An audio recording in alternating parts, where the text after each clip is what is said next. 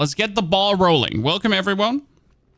Again, our goal today is to beat Pit 100. But in order to beat Pit 100, we need to farm. As I have been running out of rawhide, iron chunks, we have been running out of opticite. So what we're going to do today is we're going to, well, dip our toes into every single endgame farm possible and which one turns out to be the best, including finally maxing out our aspects. For this, we're going to do the first things first, and that would be Tribute of Radiance and Tribute of Ascendance. Sadly, they are only resolute, which means I have to do them alone, so I don't have any friends who can help me. But let's see that we get tons of Ancestrals, and especially we could force the Ancestrals to be a certain something. Because I mostly need, well, I need one resource aspect, and then I mostly need offensive aspects. So if I could force the Ancestrals from the Tribute of Radiance to be jewelry, that would be great. Sadly, there's no, like, I think they might have put one in, like, with maxed out aspects, but I just forced them to be jewelry. Because if this turns out to be jewelry, then I'm more likely to actually get the cooldown one and the one I'm looking for. So that's probably the best way how you can target that. Discover, we can definitely do the United too. Looking forward to that. Let me bang through this here quickly. As there is actually a bug with this as well. So you might not be aware, but you really want to kill almost every single enemy in the first level, as there is some weirdness going on with sometimes the amount of enemies inside the Undercity. It might be that you're not having enough opponents to kill to actually get 4 attunement. I've seen multiple instances and actually some confirmation in the partner Discord that there seems to be something weird going on, where people went through everything, and I mean everything. They killed every single opponent, and yet they weren't able to get the Undercity attunement maxed out, which obviously should never happen. Like, if I go through and kill everything, like, obviously the attunement should be maxed out. So I'm trying to always check, like, these nook and crannies if I can find the Greater Afflicted. Because, yeah, there's the Greater Afflicted. Because they're usually stuck somewhere back in like, some of these weird crevasses where you really need to walk into. As these Greater Afflicted, they're pushing your attunement so much forward. Definitely kill it. And especially when you find one of the afflicted bosses, they're insane. So there's Greater Afflicted, and there's Greater Afflicted which are actually bosses too. So they have a boss HP bar and everything. They're not boss difficult or in any way boss like hard. You can just definitely destroy them. Oh, we should go bottom. So I truly make sure to mostly kill the rebel as well.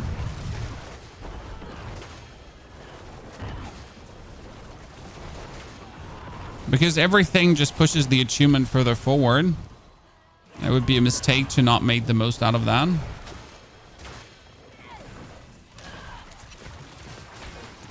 Oh, I didn't get my cooldown reduction. Oops. Yeah, sometimes I forget to wave enough.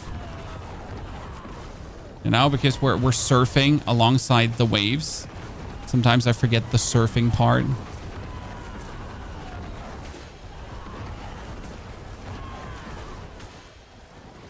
So other classes can only get to Pit 150, as they should. I mean, like honestly, doing Pit 100 with a class that's not Spiritborn right now is an absolute commendable achievement.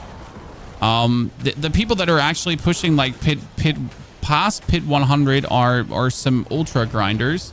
That Spiritborn is overtuned. There's like nothing we need to talk about. So my goal would really be hoping that we actually improve our aspect, because honestly, for pushing deeper pits, if you don't have maxed out aspects, that's such a power miss, right? I mean, currently I have one aspect, the Imprisoned. This is 70% bonus damage for my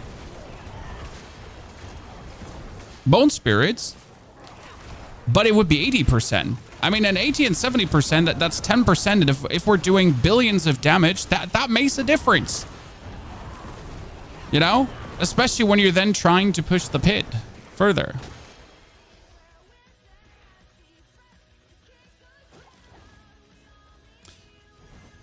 So how to get more out of the aspect, Marvin? You need to find ancestral items.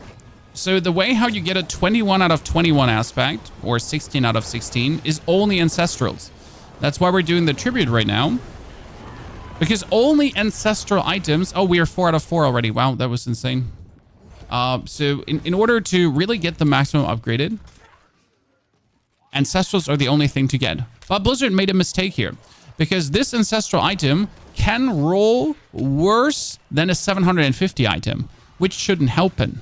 If I find an ancestral item, it should at least be the maximum it could be from a 750 perspective.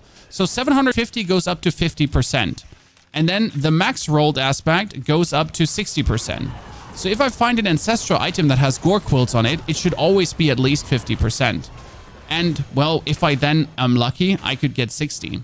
That's the big change they truly need to do, because like this, the way it is right now, yeah, people are going to just be done with their characters, and then they're finally going to find the upgrades.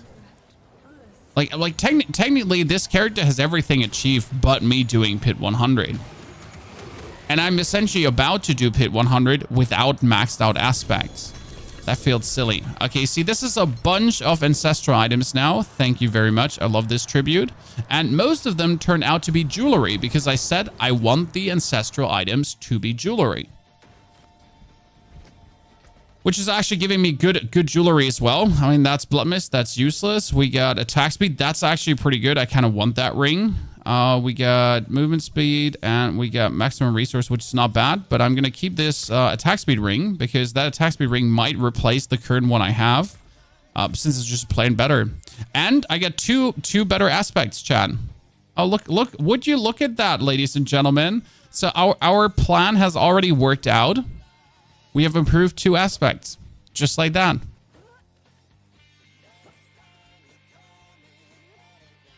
Well, I would say since that worked so well, let's do another one into jewelry. Iron chunks and rawhide. You won't like the answer. Ladies and gentlemen, what's the best farming spot for iron chunks and rawhide? Who knows? Anyone wants to take a guess? But because you won't like the answer is actually really stupid. So, you know how you used to farm bosses for mythics and uniques? Well, that changed. That changed because actually farming bosses is now the best way to get yourself iron chunks and rawhide. Why is bosses so good? First and foremost, they're dropping on death. But second and most important, if you're salvaging a unique item, and especially ancestral uniques, that gives you tons of materials. So yeah, farming bosses is actually the way to go to get yourself mythics, but also to just give yourself resources. It's so like, oh my goodness, really? I want to go to bosses not to actually get anything I want. No. I just want to go to the bosses to get the materials. Let's, no greater afflicted. To get the materials I am looking for to upgrade my items. It's so backwards how we have gotten that way. I mean, this either tells me that we just generally need to get more mats, or the material cost needs to be lowered, or I don't know what should or not should happen. Again, I don't think it's an actual problem for the casual player. It's only a problem for the many-hour player. And it can technically be solved then with just playing more. Bujar, greetings to cold Norway. Why some items there are 1 to 4 stars? What do you mean? You mean the greater affix thingies? The greater affix thingies are ancestrals. That's 800 item power. And they can drop everywhere. And they'll essentially, like, it's random. if you get the fully rolled greater affix, or if you get a low rolled, like if you get one with 2, 3, or 4. Yeah, so there's a rawhide buff coming as well. There's actually like, so we gotta again give Blizzard a shout out here once in a while. They're actually monitoring these material shortages closely, especially as the creators are obviously actively moaning about it. Congratulations, you know, creators being good for something. But yeah, so these material shortages are actually being looked into if they are a problem, because obviously Blizzard looks at the data and how much people are farming, and if there is a real issue or it's only a perceived issue, right? If we're only feeling like we're being scammed, but in reality we just don't want to farm anymore. You know, is there an actual issue, or are we just too lazy? So the answer can always be we're just too lazy.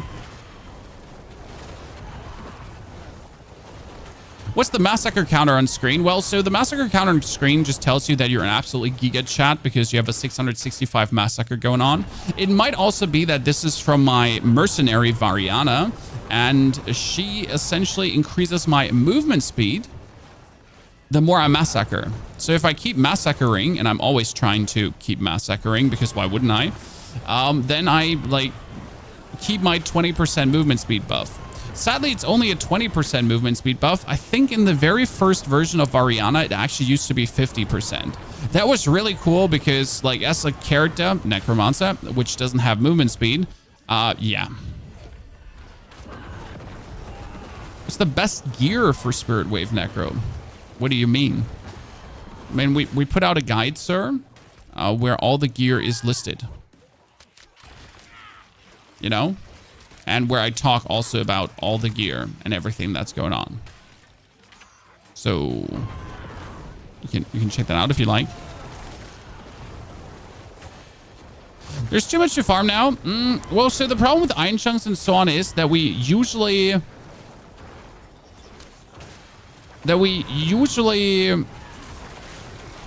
either didn't have enough masterwork mats to have this be a problem, or it used to be cheaper. I'm not entirely sure what was different, because obviously a lot of the prices of things have changed now with the new version.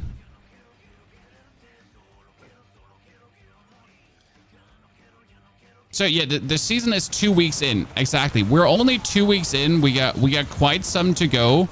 I am not sure what people are stressed, as you say. Like I am at 247 after 2 weeks. I will probably get 300 at some point. The goblin is not useful in here. Okay, now again. Mostly jewelry. Oh, actually, this time it wasn't that much jewelry. I got robbed there. Do real rare runes, for example, Bach, only drop in Torment 4? I'm not sure if they only drop in Torment 4. What I know is that they for sure drop from bosses a lot. So I have gotten a lot of the yellow and legendary runes from tormented bosses. And not only from tormented bosses, this got to be said, I've gotten a lot of them also with an opal of socket bolts. So you have the opal of gold, equipment, materials, torment, and then you got the opal of socket bolts. Is there a way to farm max aspects more efficiently? That's what we're doing right now, my friend. See, I got another max or another better aspect right now. So we are right now, in fact, trying to get maximum aspects with what we're doing here right now. So what I am doing personally is I am going into the Undercity with a tribute of Ascendance, and then I'm bargaining for whatever I need. So do I need now jewelry, armor, or weapons? And again, I want mostly jewelry, because if I would get this one and mostly jewelry, then I have a chance to get my resource thingy. That's a little bit the plan. Is there an easy way to get XP buff from dungeons, or is it totally random which dungeons have it? Totally random. You're talking about the Nightmare Dungeon 15% XP buff, I reckon. And that one, I mean, they're mostly like, I have not found like a Nightmare Dungeon that didn't have it. So I assume most actually do have it in there, but it's also not worth it to really search it out. Like, honestly, I mean, the last thing you want to do is like, just try to get that one. I mean, the 15% more is not really going to make much of a difference. Apart from if you're trying... Oh, God, he's stuck in the wall. Apart from if you're trying to rush to Paragon 300. Now, if you're obviously doing that, you might want to get it, right? Pyro, thank you for the 86 months of support. Pyro, good to see you there. Fantastic to have you with us. Oh, wow, they get pooped on.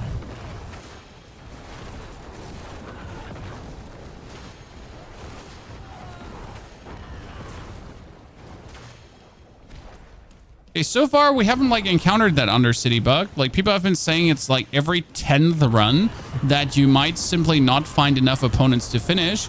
But right now we mostly finished in the first 2 floors. You know, mostly we get everything done in the first 2 floors. So I'm not sure. Which build would you recommend for a Necro? For leveling, it's always minions. Minions are absolute king for Necromancer when it comes down to leveling and ease of use and putting the equipment in. And as well, like, I mean, if you're playing Necro, you might as well play minions because, like, no other class can do it. I mean, sure, you get, like, our good friend, the Druid, but who plays Druid in Season 6, right? Non-GA equipment even says it's a codex upgrade, doesn't upgrade your equipment. That's wrong. It does. There have been people complaining that their max 750 item did not upgrade their codex, but it only upgrades it to 16 out of 21 or 12 out of 16, if I'm not mistaken. If it's 12. So, like, there's no way to max your aspect with a 750 item. So most people that have reported bugs like that have actually been just misunderstanding the system.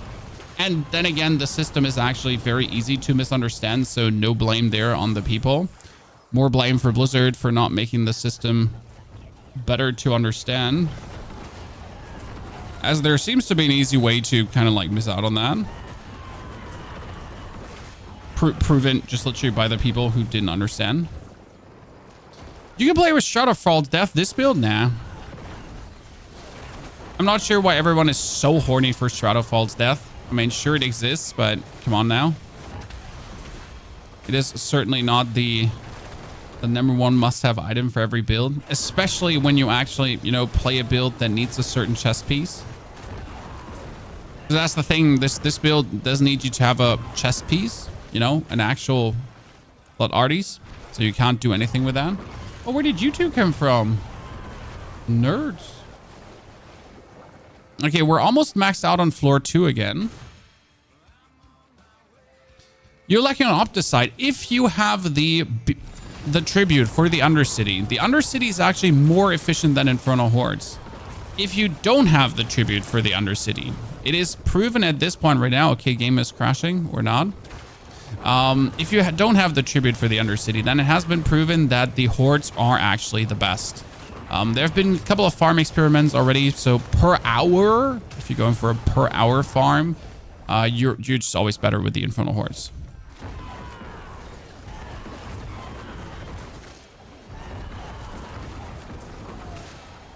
So yeah.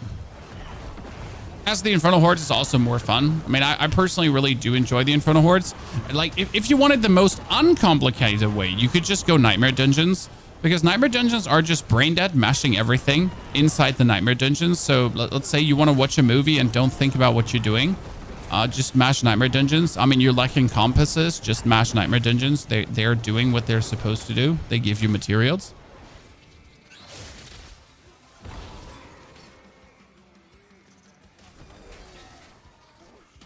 Which build will you be able to play Shroud? Isn't there a couple of Spiritborn builds that can play the Shroud? Do sigils for Infernal Hordes drop only from the Tree of Whispers? No, they drop everywhere. And on top, you do actually have a, what is it called again? You do have a opal. Wow, he got eaten. You get an opal that allows you to do things. Oh, wow, why am I getting...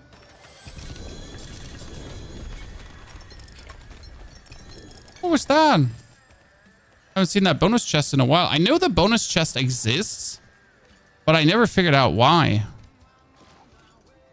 Oh, because I killed the goblin, huh? Oh, it makes sense. Yeah.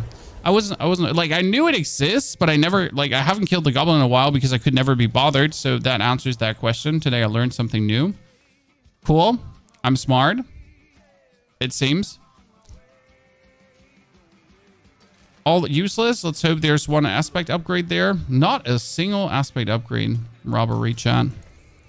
Okay, Katie got the mythic tribute for us, and I got the mythic tribute for myself as well.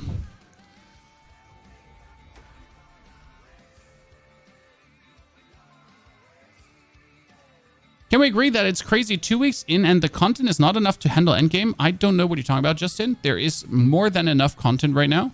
You get the Undercity, you get the Dark Citadel, you get Infernal Hordes, you have the Realm Walkers you can do, you have the Pit if you do then want to push deeper. There is more than enough endgame content. There is definitely not enough endgame content to log in every day and play every day for 14 hours. Certainly, that there's absolutely not enough for that. But I mean, I'm sorry if you like have been playing like 200 hours in the past 2 weeks and it doesn't seem to have enough content for like, you know, that. If you're a casual player, and with a casual player, we're saying maximum of 10 hours of gaming time per week. Okay. Because if you have more than 10 hours of gaming time per week, you're far from being a casual player. I'm sorry. I know you might not want to hear this, but yeah, it is what it is. So if you have 10 hours of gaming time, then you go.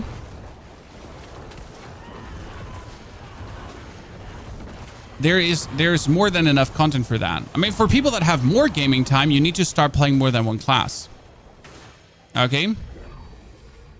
You need to. If you like Diablo and you're only playing one class, you're doing yourself a disservice because there is not enough content to just play one class.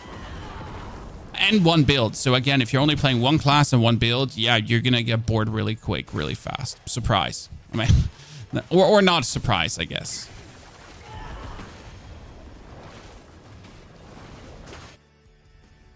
Miss Silvita, I hope I said that correct. Thank you very much for your subscription. Welcome to the community. So can there be more? Yes.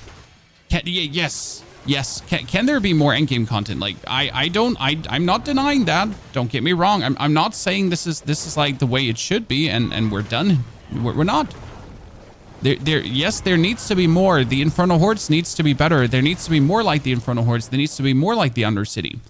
But I think the good thing is now that they tested the Undercity and they know that Infernal Hordes is such a success, well, they can expand on that. It's always like they have more data points. They have more what the community seems to like, not like, what is fun for them. So they can expand on that. They can do more of this. They can bring like, you know, similar content to the table. And that's good. Neil killed that poor boss so fast. Didn't even have a chance to say anything. We might not have enough. And I think with this beacon, like I want to say we might not have enough to actually 4 out of 4 this. So it might be finding one of these Undercities where you don't get enough, but I forget about this beacon here. 2.5 until the end of season seems long if we don't have a mid-season update. Well, you have to look at the hours you have put in. So tell me if you're saying there's not enough content, how many hours you have put in. I have around at this point, how many hours does this dude have? This character has 55 hours. Obviously some idling. I think I have around 100 hours probably this season already. I have gotten my share of content. That's it. Like I have spent 100 hours with this season. I spent them in 2 weeks though. If a season has 100 hours of content, that's a lot. I am truly baffled sometimes. I don't know what you're looking for.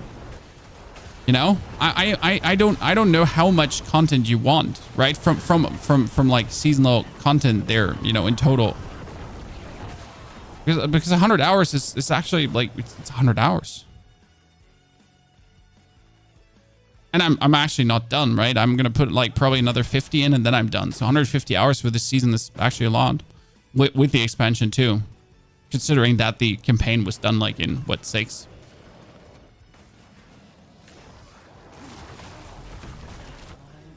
All right, Mr. Ahmed, but playing other characters will also advance your Paragon, just saying, in case you didn't know that.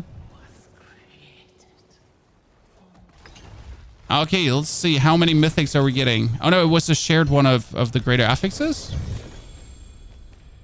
I feel like that outcome was a bit weak this time.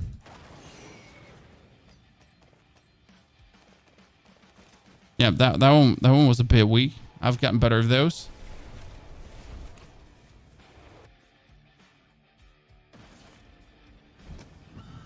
Nothing beats Necro in terms of how much fun you can have. I fully agree. Not a single upgraded aspect. Sadness. Wait a second. Do I have only Resolute? Wait, do these, do the Tributes of Refinement, do they get shared? Does anyone get that? Or or are they shared or are they not shared? I've never done one of these with the community, with friends. I know these are like, they have to be, well then, they're shared. Well then, let's go. Let's go, lads. We need some more Masterwork materials. Unless you don't want to. I gathered 7 of Refinement as well. And we're going to push aspects further and we're going to do that one alone later.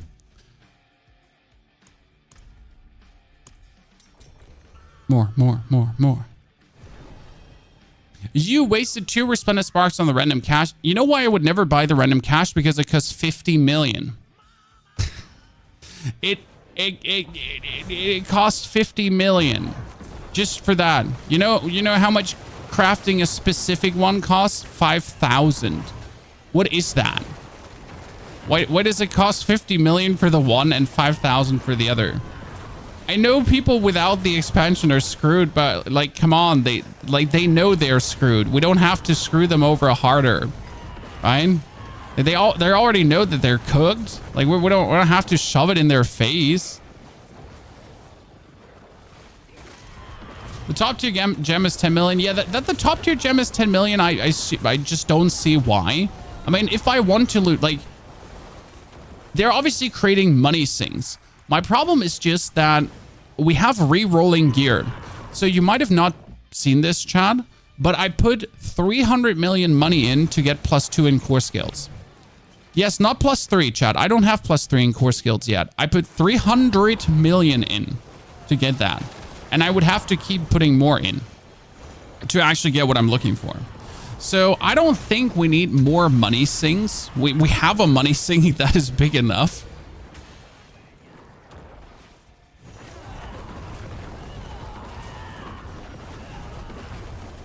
I guess. But to get the runes, technically they're worth more than 50 millions. Yeah, but you don't have to buy the runes. I mean, like, if you're farming bosses, you get the runes in the long run.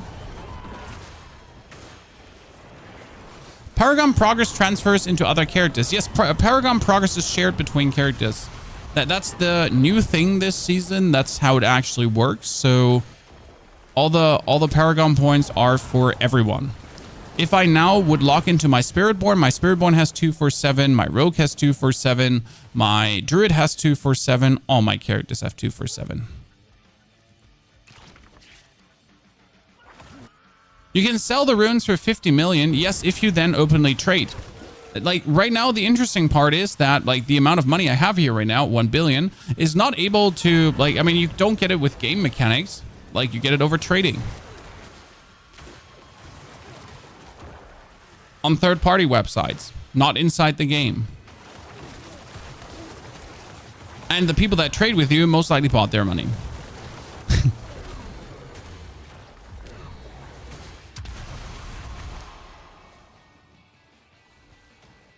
It's a very, very interesting money mechanic we're sitting in.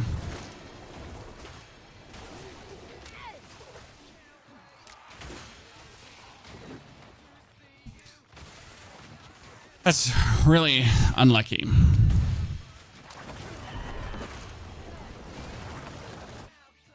Okay, and that's the boss again. How much Opticite are we getting again? We are currently sitting at 979 Opticite. I mean, the advantage, obviously, of the Undercity is the speed you go through. So 979, ladies and gentlemen.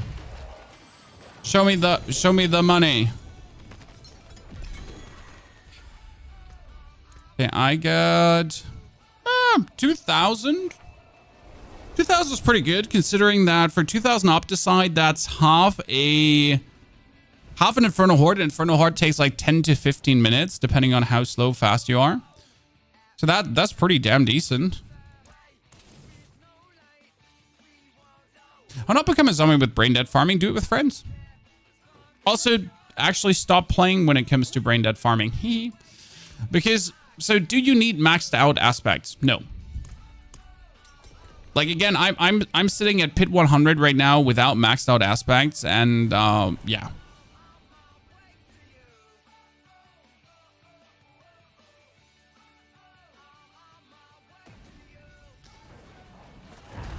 Like, technically, unless I just have more ambitions for this character is more or less done. It has all the cool stuff already. It's doing very well.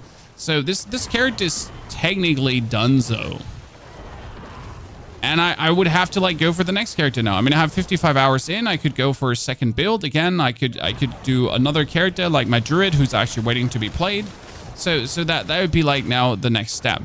Because the reality is and stays that like it would be nice to have maxed out aspects,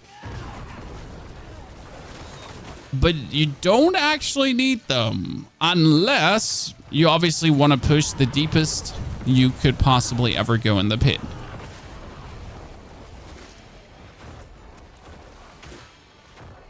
Unless.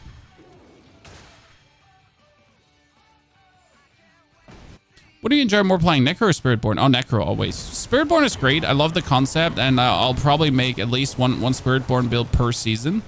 As Spiritborn is just really fun to play, and it's going to be interesting to see how the Spiritborn develops, because right now, obviously, Spiritborn is overtuned. There's no questions asked here. Like, is Spiritborn overtuned? No, like, yeah, I mean, for sure. So it's going to be very, very interesting to see how that develops now and where that is going. Just checking if there's a greater afflicted. Sadly, no. I'm coming, team. And then with the first round of nerfs on the Spiritborn coming probably next season, because again, this season, I do believe if we get a campfire, they'll tell us, yeah, mate, Spiritborn is fine. Like, you know, you're fine for this season. Enjoy. When do I go tier 4? When you have the equipment or the glyphs upgraded. So I went tier 4 with my character, as my character had, I think, 150 Paragon points, and most importantly, a couple of glyphs on level 46 already. So it's more a question of the overall state of your character rather than Paragon points. Because if you're not meeting your resistance goals, for example, it might be harsh for you depending on your build.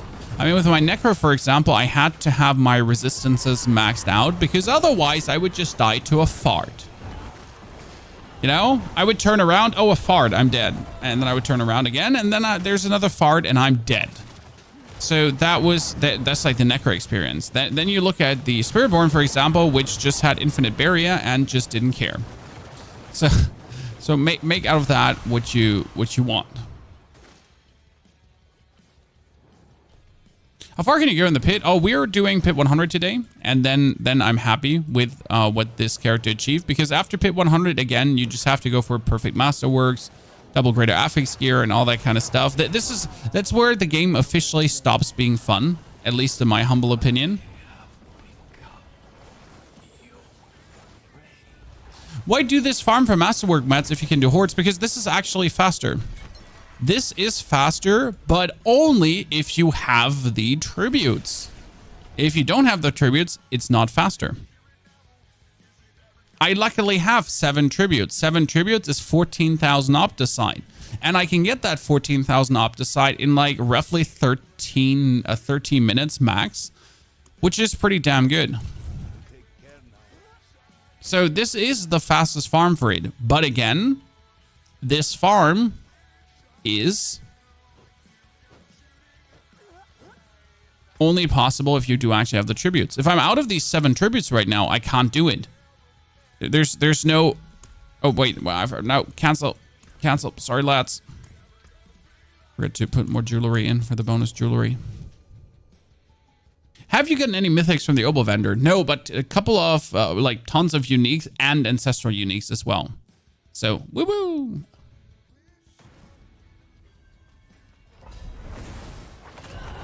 But it is possible. I mean, it shouldn't be possible a lot, but it is possible to get mythics from the vendor, as you're intended to.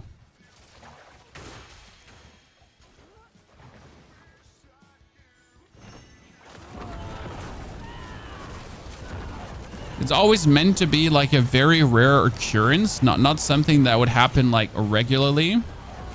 But if it happens, you're gonna be like, oh my god, this just happened. Whee!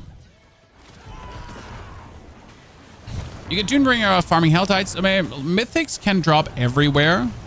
This is something that a lot of people seem to be forgetting. But mythics are able to drop everywhere. Any piece of content can drop mythics. Only that the chances, I mean, if you're thinking about a boss has a 1.5% chance, then getting a mythic in the open world is more like a 0.5% chance. And that's probably even lower. I think they said it fittingly. If let's say you're getting helmets, okay? Then every 10,000 or every 1,000 helmets, you're guaranteed to get a mythic. Okay? I think it was 10,000. Was it 10,000 or was the old counter 10,000 and the new counter was 1,000? One of these two. What's a good way to level opals and helltides? Opals and helltides, but also Tree of Whispers. I mean, you do want to do any content that is Tree of Whisperable. If the helltide is Tree of Whisper right now, you obviously do that. If there is a Tree of Whispers for the Infernal Hordes, if there's a Tree of Whisper for a Nightmare Dungeon, if there's a Tree of Whisper for the PvP bosses, like Tree of Whispers.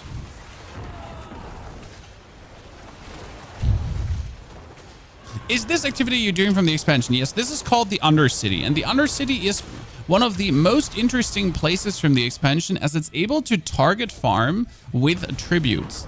The thing is, that also makes it sad at the same time. Why does it make it interesting and sad, the tributes? Because doing it with tributes is amazing and kind of makes it harder too. Doing it without tributes is simply not worth it. They also, sadly, made it easier. So for some reason, and I am not entirely sure why they decided to do this, the Undercity was somewhat challenging. There was even a danger for you to potentially fail. Well, that danger of failure is completely gone and won't return. So they buffed up like how much time dudes give you, and you're barely able to run out of time. So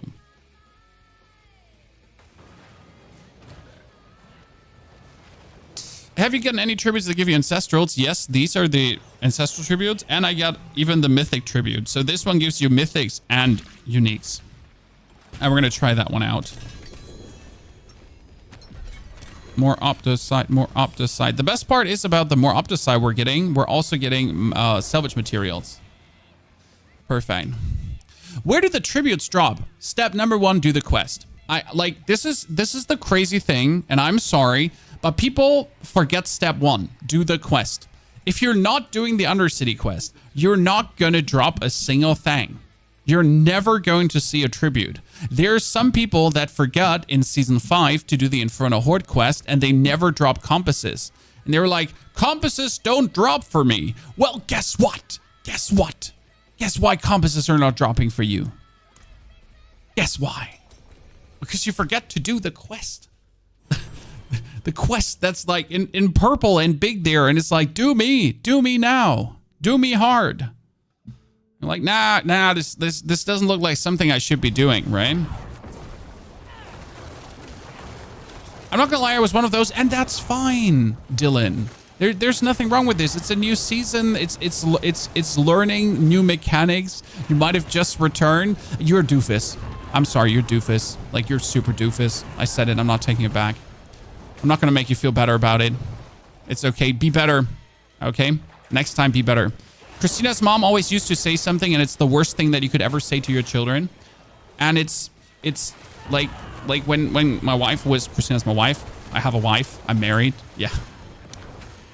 Sorry, chat. I had to do that to you. So her mom used to say one thing to her children, and it is, better yourself or you're going to stay as you are whenever they did a mistake.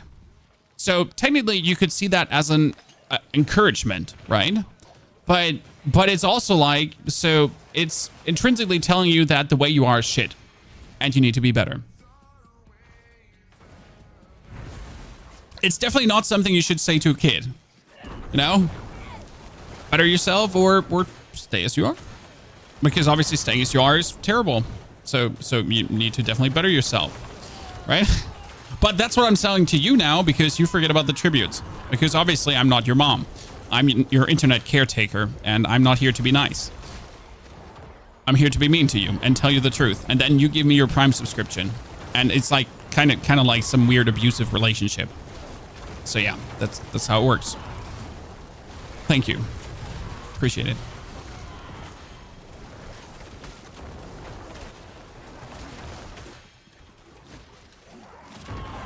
So yeah, but I do occasionally use it against my wife in jest. And she uses it against me in jest as well. But we both know that we're never going to use it towards our children. Where to farm mythic tributes are completely random. So you can actually, like, so tributes drop from Tree of Whispers, from bosses. And the best way to farm them would be doing bosses as well. Okay. Just do I mean, look at my boss mats, guys. I am not playing the game a lot. You might think I'm playing the game a lot. I am not. Okay, so I have 55 hours on this character. That's nothing compared to, I mean, Rob has what, like 500 hours on one character already. But look at the amount of boss materials I have. Like I have 111 blood Zur. I have all the shards of agony. I can summon another 20 like blah. Oh my Jesus, I didn't pay attention. So you have everything. Baby, come back. Baby, come back.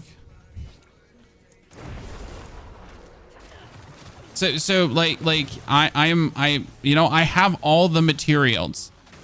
So just killing bosses is runes, materials for crafting, okay? Then it is also the tributes to get more masterwork materials. It is mythics. Like actually killing bosses is the best thing to do. Why don't boss materials stack to 100? I'll tell Blizzard. It's a very valid thing they should do. I'm gonna write it right now. Okay, chat? I'm writing it right now. General discussion. Boss materials should stack up to 100.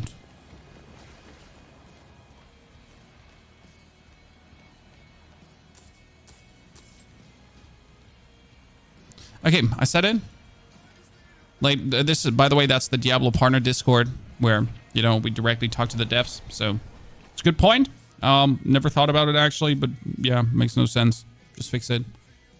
Yeah, just make it 99. I don't care, but it should just stack more. You know, like anything stacking, like potions should do not potions stack to 99 nowadays, because like that was also a problem. But yeah, these materials, they should just stack to 100. Like even infinite. Like I don't know why they just don't keep stacking.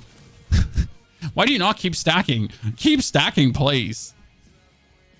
Well, incense only stack 20. Horrible. I mean, I don't even have incense, Neil. Why do you have incense in the first place?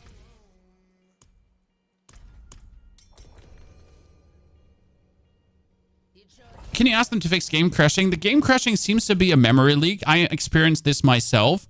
I don't think it's just just fix it, right? If it, like, they're aware of the crashing happening. If it was a just fix it, bro, it would be fixed. There seems to be, like, they broke something somewhere.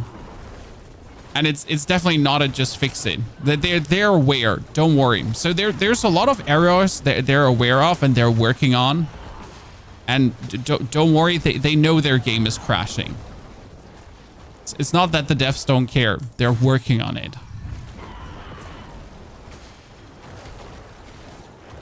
So the crashes did actually get better, but it's still like, I'm still close to crashing. So my game crashed too a week ago. Then there was that hotfix, and since then my game only freezes. So I essentially went from crashing to freezing, but I think I have 64 gigabyte of RAM, so that helps probably, that the memory leak is kind of taken care of. by just having more. Just have more RAM, chat. Why don't you download more RAM? In fact, in case you didn't know this, why don't you just subscribe to this channel for more RAM? Yeah, exactly.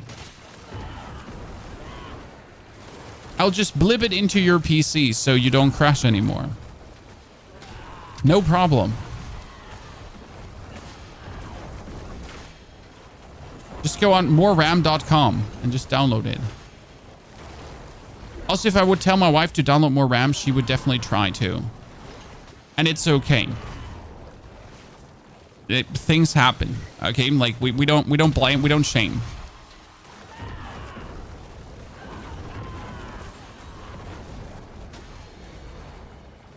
Using ISLC helps on PC. That is a very good suggestion.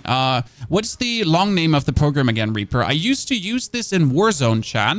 It is called the Intelligent Standby List Cleaner, correct? I don't like, I had that tool for Warzone because I couldn't play Warzone without it. Like, it's crazy. So Call of Duty, guys, another game from Blizzard, Activision, and so on. So there's something called this here. It's the Intelligent oh Jesus, standby list cleaner, ISLC. Just enter that into Google. It is a program that essentially periodically, even while you're active, I think flushes your RAM. I'm not entirely sure what it did again, but it at least made your PC with Warzone run stable. It's been like 2 years ago the last time I activated it, but it has been an absolute lifesaver to make your PC with Warzone run smoother. So maybe the ISLC could help you for your problems too. So good, thank you. Good point, Reaper Kills. That is absolute valid what you put down there. Stack limits should be general 9999. Agree. So the other creators agree too, Chad? That's always good. You know, when you say something in the part of Discord and everyone agrees, that's good. Because sometimes something is said and it's like, nah, you're wrong, you suck. Everyone is very respectful, but sometimes people just say also stupid, like creators say stupid things too. Shock. I run 128 gigabyte, but system usage when in game never goes above 25 gigabyte with all other background applications running. Is same on my wife's rig with 64 and neighbor's rig with 32. Huh? Oh, bigger affix, guys. What am I getting? Not one I need.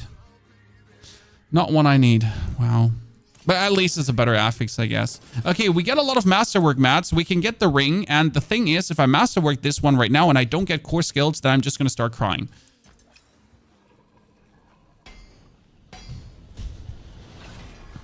Ah! It's okay. The problem right now is that I'm sitting at this. Like, so I have this problem, chat, where my critical strike chance is too damn high. So what I can do is I can go into my skills and I can just remove this skill here because I don't need it anymore. And I can actually go for more damage to close enemies.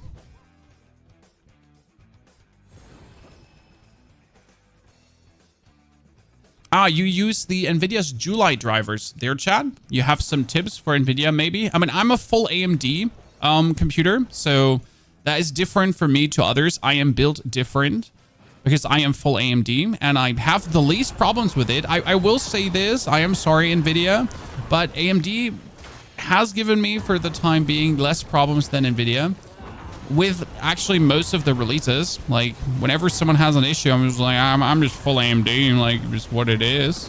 I know it can be the other way around as well, so people have more problems with AMD, but it is what it is. So we get that one 12 out of 12, chat, and technically I would have to reset the masterwork right now because it's just not, it's not a good masterwork. But I don't want to reset the masterwork because I need to masterwork all the other stuff beforehand.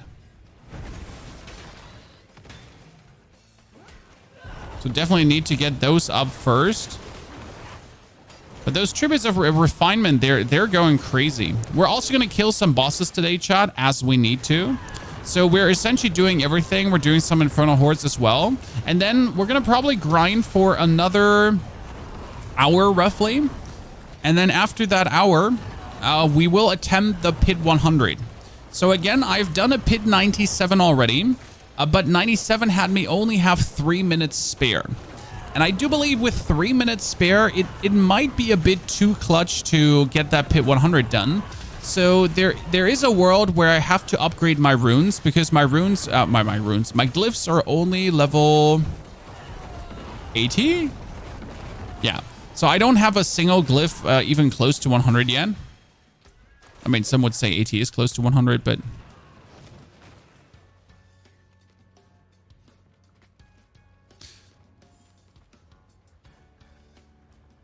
So gotta see that we get that going. Let's damage to crowd controlled enemies. Sure.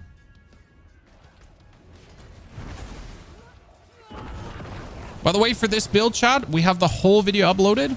And if you have any more questions regarding the material grind, bring it on. That's what we're here today. Today's the big material talk. The big getting your aspects hopefully upgraded. I mean, I'm desperately hoping to get a fast blood. We can actually... Should we check the market, chat? What a fast blood would cost? I'm not sure if I can sort by aspects, but I would really need a maxed fast blood so we can actually check Diablo.trade just to see what would it cost if I'm looking for it. I mean, like, you know, obviously this is not the #1 necro meta build. It is actually, so like, why would the fast blood aspect be expensive, huh? Surely it ain't going to be an issue.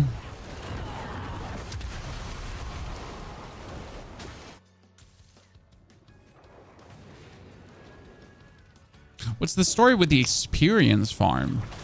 I mean, experience farm you do everywhere. Technically, most efficient experience farm is doing Infernal hordes because it's most opponents.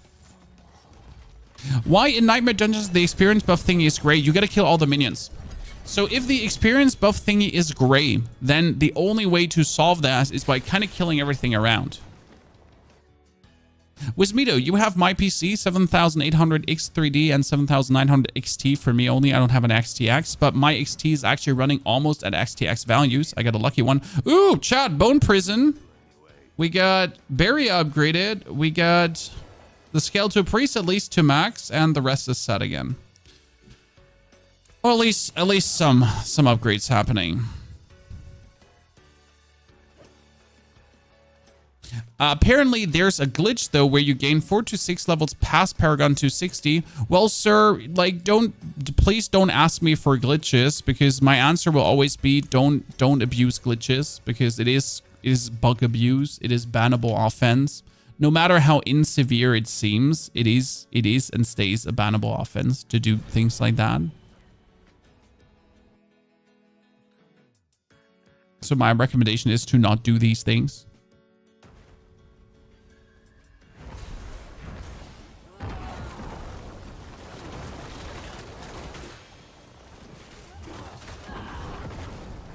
I mean, you're obviously living in a free country, you know, consequences, free speech. Don't forget that your actions might like lead to unwanted results. And then you gotta, you know, not complain afterwards. Why are we farming Curious? Oh, we're currently farming Masterwork materials as I need to Masterwork my gear. And since I can do this with my friends, we have gone from 700 Masterwork materials, or 900, up to 12,000 so far. In the matter of, like, the stream is live for 53 minutes so far. We have done quite some of them. So in 30 minutes, we've gotten 12,000 Opticine. That is the fastest farm, because usually in an Infernal Horde per hour, you get around 15,000. So per hour, 15,000. But since we have the tributes right now, we could fast track the whole thing, and like tributes are shared between your friends, which is amazing. So if you do have the tribute of masterworking mats or even boss summoning bats, doing them solo is kind of doing your whole friend group a disservice. Because especially, like, I mean, the boss mat thingy, think about it. Because if you and your friends all get the boss mat thingy, then if you actually do it together with others, I mean, if you have this thing called friends, I don't have many, like 2 or 3 maybe. So if you have this thing called friends, then like you just can do more bosses simply by sharing these. Ta-da. Well, playing a Spiritborn nerd who lifts, which has bugged interactions, that's not a glitch. So a class that has things overtuned, a class that has things going on too much, that is not a glitch. That's a bug. That's just tuning issues. Like using something that is giving you more XP than everyone else by doing something that is not intended to be done by the game, or going out of your way to do something different. That is a bug, an exploit. And I don't like, I'm sad that I have to explain what the difference is between playing a bug class and abusing an exploit. That's a vast difference. Especially since you actually signed the TOS. Okay, you signed the TOS, terms of service. The terms of service have something like, you signed also that fair play agreement where you actually try to fair play. And, well, surprisingly or unsurprisingly, but trying to gain an unfair advantage over others using bugs is not fair play. Wait, did we just get 3 tributes from that bonus chest? So we killed a goblin, we got a bonus chest, and the bonus chest gave me a tribute of refinement. I just used this tribute. I just used this to get masterwork materials, and I just got it back. Well, okay, yeah, cool.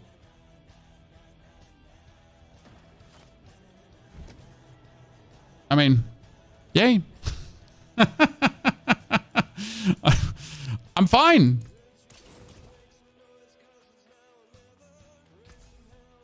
Okay, that means I can masterwork up my gloves, finally.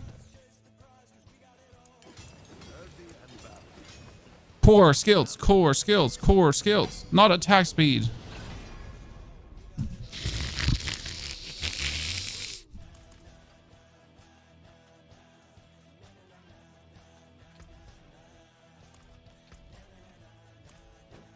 Unlucky.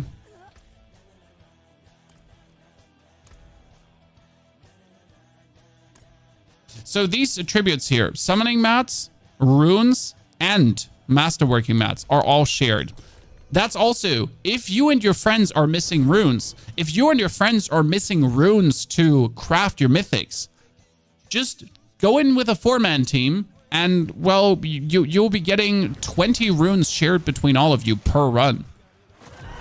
It's a lot. Which kind of makes it actually really sad again, because team play, right?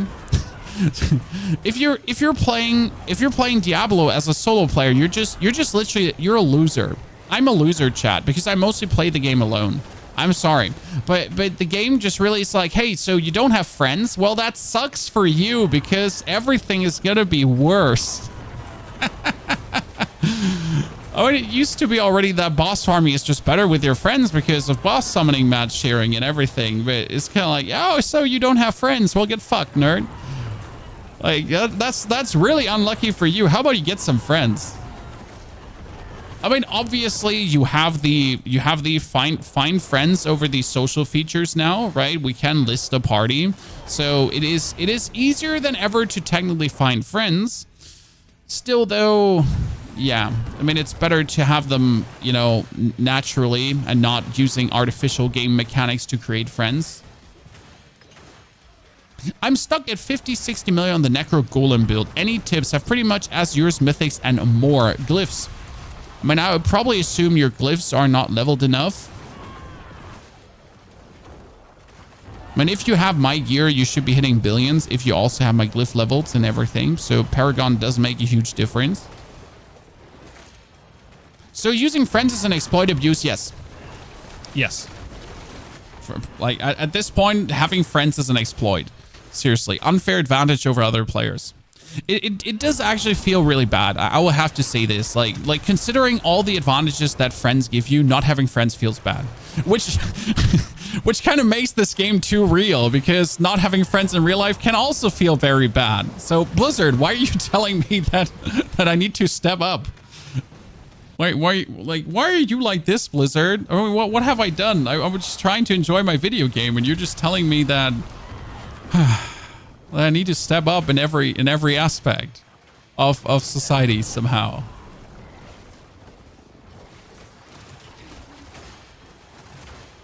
Well, I'm trying, guys. Okay, come on. I'm trying to be better. I'm trying to make more friends. So we're playing with Neil and Katie right now, 2 of our community members. You know, is Harlequin Helmet good on Necro? No. Harlequin Helmet is terrible. Why is Harlequin Helmet terrible? In many ways, because it's just worse than Perdition. Because Harlequin Helmet was used for the cooldown reduction, but cooldown reduction is so easy to get nowadays that you really don't need Harlequin anymore. So the 20% from Harlequin is neglectable. Then you actually used it for the 4 skill ranks to all your skills, which kind of was okay, but you have the Air of Perdition, which gives you 4 core skills as well, and mostly it's core skills that you want with the bonus ranks. And it gives you a 60% damage multiplier. So Harlequin Crest ain't terrible, but it's also not useful because it only gives you 4 skill ranks. It doesn't give you 4 passive ranks. If it gave you 4 passive ranks, that would be different. Maybe voting for Harlequin Crest to also give passive ranks at this point would be good. By the way, Neil, do you know if I can search for aspects? I don't think I can search for aspects on the website, or I'm blind. No, I can search for aspects. Yes. Fast blood. Okay, Chad. Well, how do I search for maxed out aspects? Can you search for maxed aspects too? Because obviously that one is not maxed and that's bad. Someone is selling, like, people are selling, like, not even maxed out aspects for $1 billion. What? Why are they like that? Need to scroll check. Well, fuck me sideways. I don't want to scroll check. Okay, so like if you look at the Diablo trade website here, so this is like blood orbs reduce cooldown 1.7 seconds for $1 billion. Who's gonna buy that? Yeah, I'm looking for, what was it? What do I need? I need actually fast blood 3 seconds on a not amulet, right? Yeah, 3 seconds is the maximum you can get. Wait, wouldn't it help if I just look for GA items? Can I not like only make it GA items?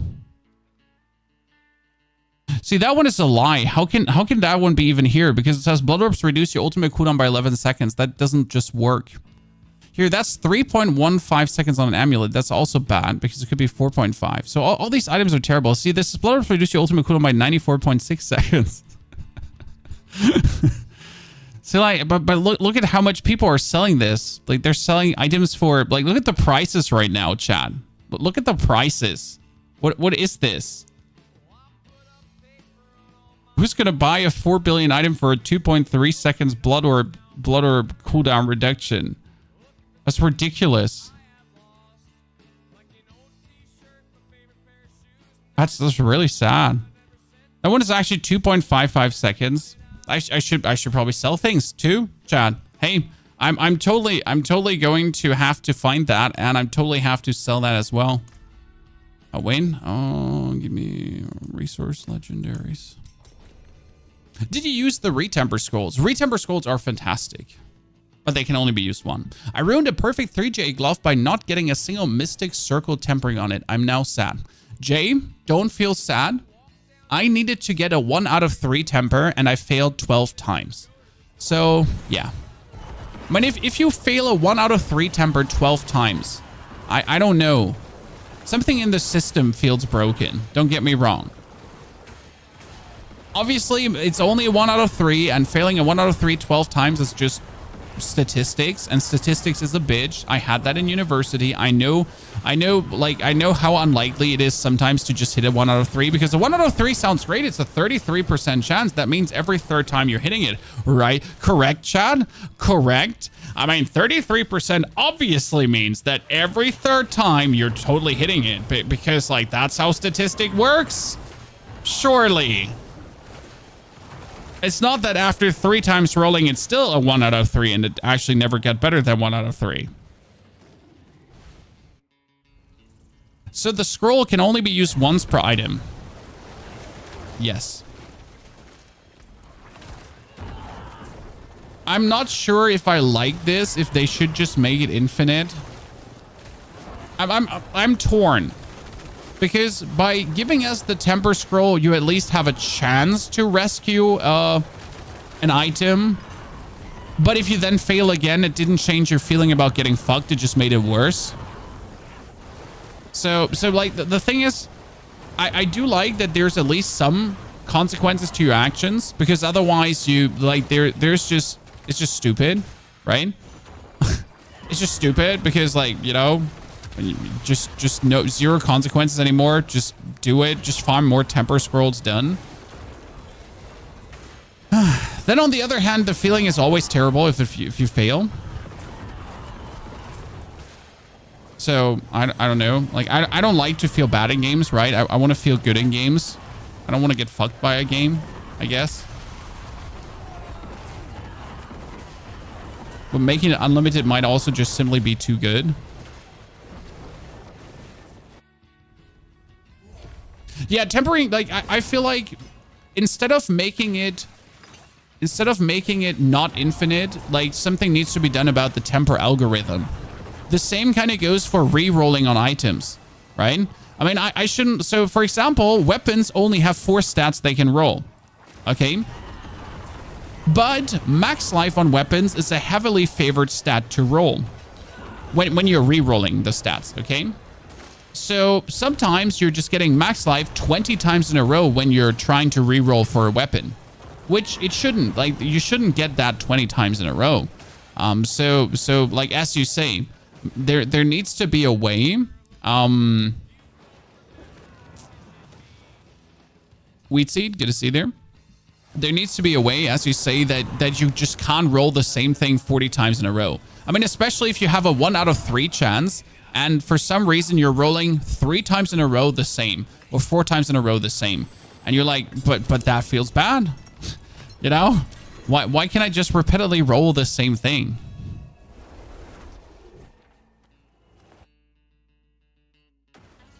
They made a gold limit on enchant this season. There is a gold limit on enchant, but that one is actually relatively low. It's 1.5 million. I think it's fine. It's still a giant gold sink.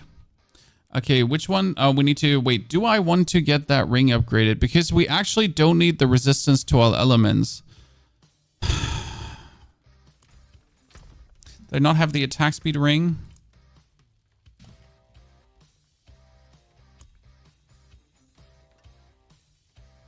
We get a new ring that had attack speed on it. Where's my jewelry?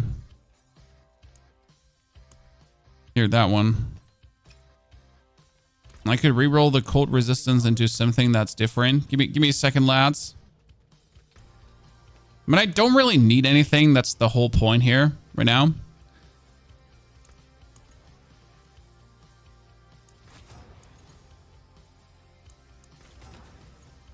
I guess that's better because I don't need the resistance. The max life is just doing us a favor.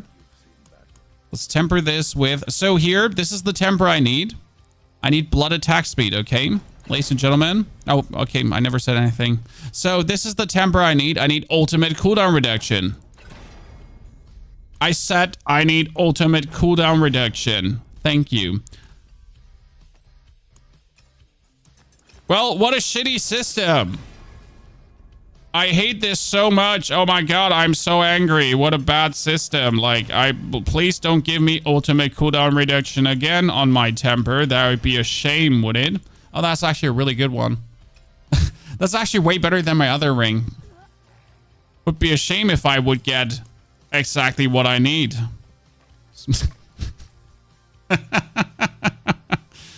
would be a shame.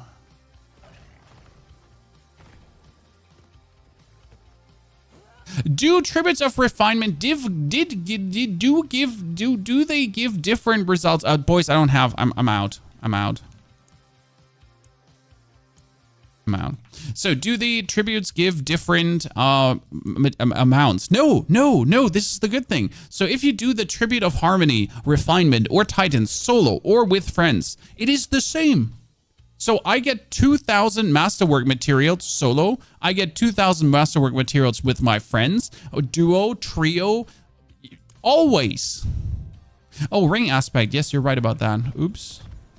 I mean, it's not cutting my DPS here because it's not the ring aspect that matters, at least in this type of content that we're doing. So, ring.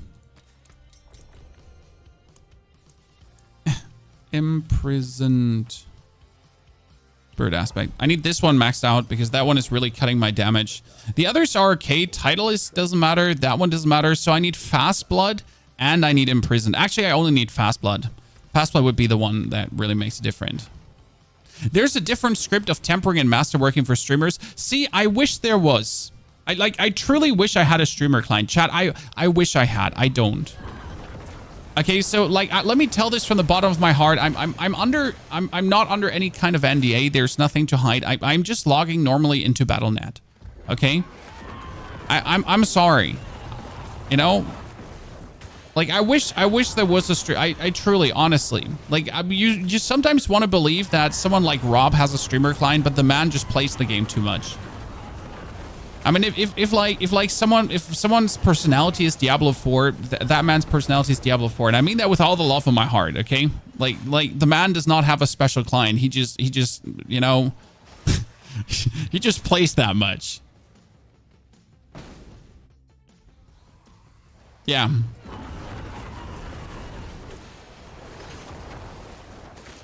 Isn't lying against the TOS? No, I think lying is actually pretty fine. Like, you can probably lie. I'm not sure.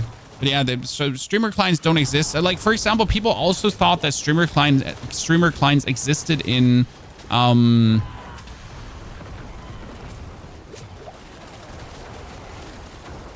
Call of Duty, like, also don't exist. But one thing that did exist, so there was one game where streamer client existed, guys, but it wasn't actually like a streamer client. So where did streamer clients exist? In New World. But it was a bit different. So New World had some promotions running at launch. Okay, at launch. And that promotion was like on certain servers and streamers were playing and there was kind of like a race going on. So there was a wide list for streamers to skip the login queue. That worked for one single day and then it broke. So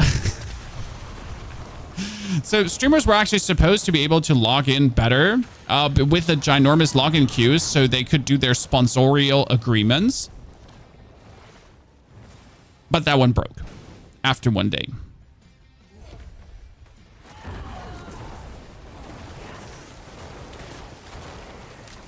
Didn't PoE also had streamers skip login queue in one league? That is possible. So I can only tell you from my personal experience, obviously, what I have been through, what I know of the industry. But yeah, sadly, like, we don't have a special client for content creators.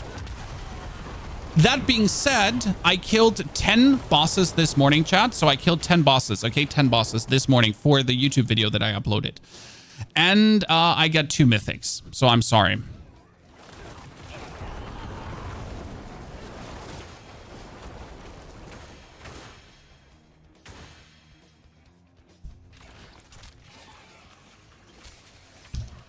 But streamer clients don't exist, by the way. Best way to level up Paragon, honestly, is just play like Arthur. The best way, so the best way though, okay, so number one best way, always have an opal running, 15% more XP. Always have a potion running, another 8% more XP. So that's already 23% more XP. And technically, always have a...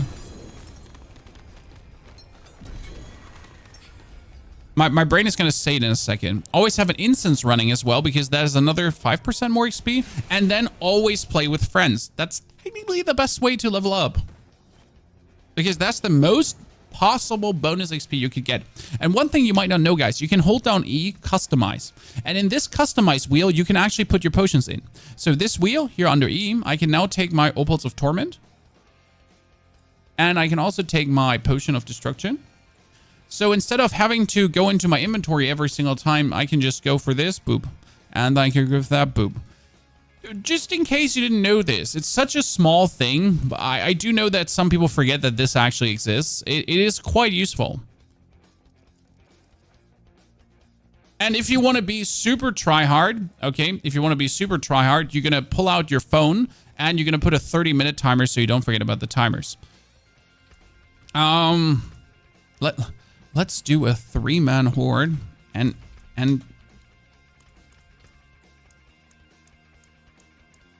try 2,000 favor. You know?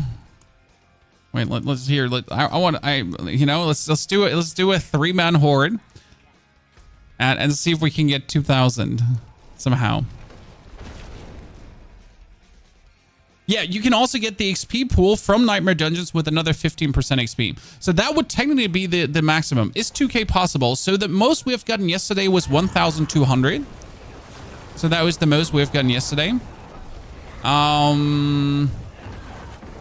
It really comes down to actually the Banes and the Boons you're getting. I mean, we're now playing with 2 Spiritborn who are dashing around, and I'm just standing in the middle and just sending these ghosts out. So each of these ghosts does like up to 3 billion damage or 4 billion damage at this point. So I'm just standing in the middle. I'm just doing this.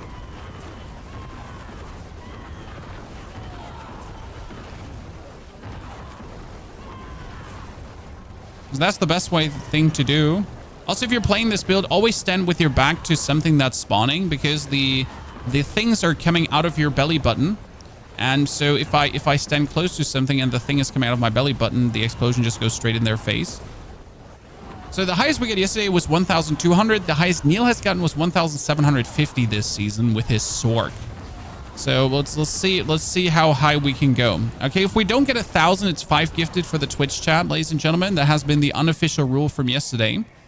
Exalted hordes 50% faster. Yep, that's a no-brainer. Yeah, my record this season with a Blood Surge was, I think, 950. That worked really well out, considering that the Blood Surge has a little bit of a movement speed getting around, like, ish. Like, damage-wise, there's no problem, because everything dies, like, just to one one spirit hitting that. So we're just spawning as many spirits as possible.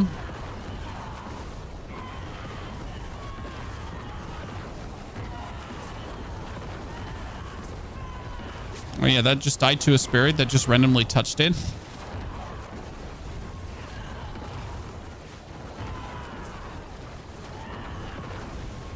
I would like to try out a full Soulspire run if you have like the amount of people to actually do it. Because Soulspires are terrible, right? Unless you have the amount of people to actually take care of it. Then they can be good. You stream for a living. Yes, I've been now 11 years a full-time streamer. So I've been doing this for 2 or 3 minutes. It's been a while. I'm still sane, barely, but it's working. But I'm actually not streaming for a living, which is funny because I used to stream for a living. I'm actually YouTubing for a living. You know, the streaming is just part of it. So it's a funny thing that has happened over the years, just if you're interested. But I've been always a live streamer that's really focused on the live streaming aspect of everything, and that has been where my main income has been from. But this has changed over the past years, and nowadays it's like more like, you know, the YouTube videos are actually what's keeping this channel alive, and the live streaming is just what I do to get the content for the YouTube videos, you know? So, but I am nowadays what you would call a YouTuber that live streams, and I'm not a live streamer that YouTubes. Now, these are obviously just semantics, but it's still funny semantics to me. Yeah, 10% bonus when you're in a party is a lot. That's true. So right now I'm playing with friends, and we're getting 5% bonus XP here for being near another player. Double this effect if there are other party members. So like, you know, it's useful. And actually beyond useful. We should have done... No. We should have taken Teeming Mosses. No, we should have gotten Ether Lords, boys. Teeming Mosses would have been the most Ether. I'm actually, like, really... I think that would have been better. Because right now you get the Ether events faster. But the Ether, like, 50% is actually enough. I think 100% is nice. But 50% is usually enough to have a good amount of events happening with then also making sure that you actually have events happening that give you a lot. No, Katie, there's nothing wrong with it. Like, you like, just saying. Because Etheric Masses spawning Ether Lords is just the most free Ether you can actually get in existence. So that's like so good. Don't Lord's Ruin spawn. No. You take Etheric Masses, do Ether Lords. Okay, so you don't do Ether Lord spawns. You have Etheric Masses that will appear, and these Etheric Masses are then actually giving you bonus Lords, and they're always 3 Ether. It's really good. It's essentially free Ether.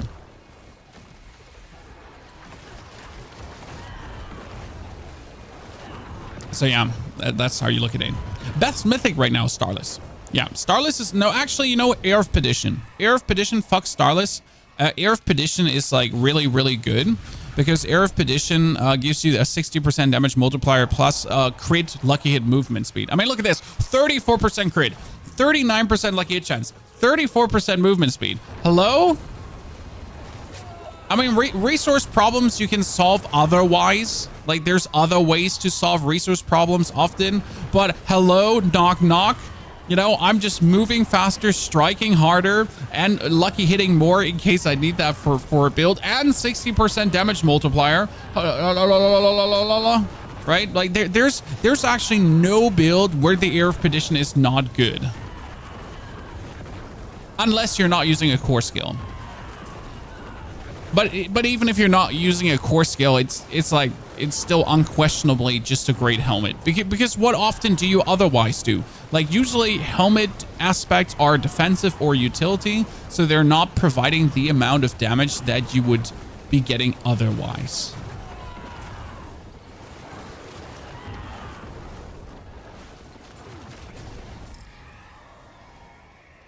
Okay, saw the council, Burning Rain. You are going for the Burning Rain because the council might be 15 ether, right?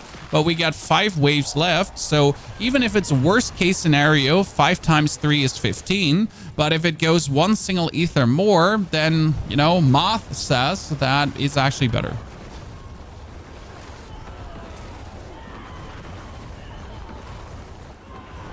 Yeah, for Dents of Knives, Perdition is also really good.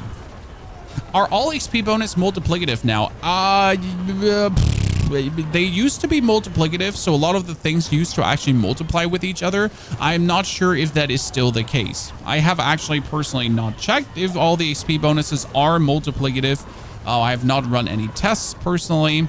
They used to be multiplicative, yes, when we didn't have like the torment tiers. So I am not sure if they just add on top of it or, like, you know, multiply each other. Yeah, the Hellfire can spawn Hellborn too. Yes, it's a random occurrence. There is even a boon for Hellfire spawns Hellborn, which feels bad to take because your Hellfire spawns already anything. By the way, we're at 600. That's actually good. Surging Hellborn. Oh, that's good. Surging, another +1. Damn, this is a perfect run right now. We're getting the +2 Hellborn when spawn, and we're getting the plus, what, it's like 4 ether per Hellborn right now? 4 per, I think. We got the double already. The highest I've had was 6, Chad. Yes, 6. 6 Hellborn to spawn every single time. That's so cool when that happens. How do you get the extra chests in the Undercity? Well, you just have to kill a goblin. So when these goblins are running around, they're plenty annoying to kill, but they would give you bonus,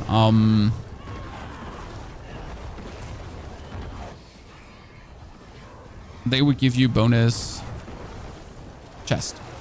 And that bonus chest is actually kind of fixed with the loot because the bonus chest seems to always drop a rune, it seems to always drop materials, and it seems to always drop tributes too. So it's kind of like the chest seems to be kind of like fixed in what it drops. And it's unquestionable amazing to take. Okay, Invigorating Hell spawns is terrible. Like, so there might be a reason to take this because if we take this right now, it's going to spawn more. But obviously we want the 15 ether because the spires are useless. Best amulet for Necron endgame really depends on your build. There's no saying like this is the best amulet. It's not kind of like Rogue, where Rogue is unquestionable. If you get Malice and Frigate Finesse on an amulet, it's in 99% the best amulet, you know? So that doesn't exist there because the Necro builds need too many different things to just say that one thing is unquestionably the best. So yeah, that's a bit there. For Golem build, it's with Hellbent Commander for sure. Because Hellbent Commander is just a really nice multiplier. Actually, the only multiplier, and int. So Hellbent Commander and int is definitely two of the stats you want. Any chance to link your build? It's already uploaded, sir. Don't worry. We got the whole build guide uploaded with everything explained, because there's a few pitfalls with the build actually and things to look out for. So we get everything up there with a progression Paragon board, because I made it different for this build, guys. I put up a guide that has a Paragon board with 50, 100, 150, and 200 points. Wait a second. Yes, Masses spawn Aetherlords. So this one is the one I'm talking about, guys. Masses spawn Aetherlords is OP, because now, if an Etheric Mass is spawning, the Etheric Mass is pushing the Infernal Hordes further forward, okay?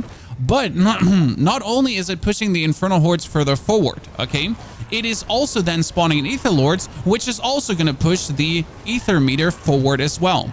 So you're essentially getting free Ether on top of the things you would do anyways, but you're also getting more progress towards the next Ether event for free as well. And that's why it's actually one of the best things to take, and I think the most underrated thing. It's free Ether, it's free progress, and well, the Lords at this point actually die so quick. Like, they get hit by 2 Bone Spirits, for example, they just keel over. And if you're doing it with friends, they anyways die like incredibly quick. So yeah. And if you're a Spiritborn, they anyways die quick.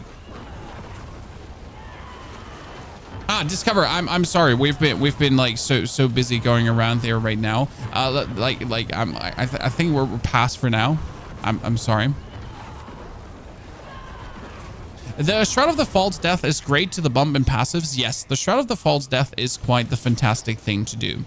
Okay, Stalking Devil. Yeah, 25. Let's do this.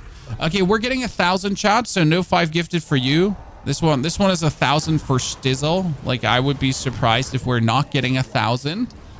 But how high does it go? Yesterday's high score with a 1,200, and I think we almost got just 3,000 ether in one single push. So that 1,200 might actually get broken today. Because damn, that's a lot. You're not getting an Ascension tribute. They're really rare. The unique tributes are actually plenty rare. I have gotten most unique tributes from Tree of Whispers though. So I haven't done any special thingy. This tribute of Ascendance that I have there right now is actually, matter of fact, from a boss kill. So I killed a tormented boss, and that's where I get it from. That being said, again, like, they mostly Tree of Whispers. Am I, by the way, just staying in the middle and spamming my spirits? Yes, because my spirits in the air, as soon as they're in the air, they home in on enemies. As soon as the enemies are actually there. Okay, so this one was almost a perfect roll, and we still only get 1,200. That's crazy. I mean, look at what we got. We got Hellborn bonus times. We get, damn, and it's only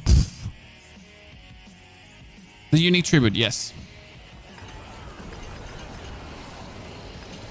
That's crazy how that's only 1,200, because yesterday we had a 1,200 run, and that was mostly, oh Jesus Christ, they're dropping.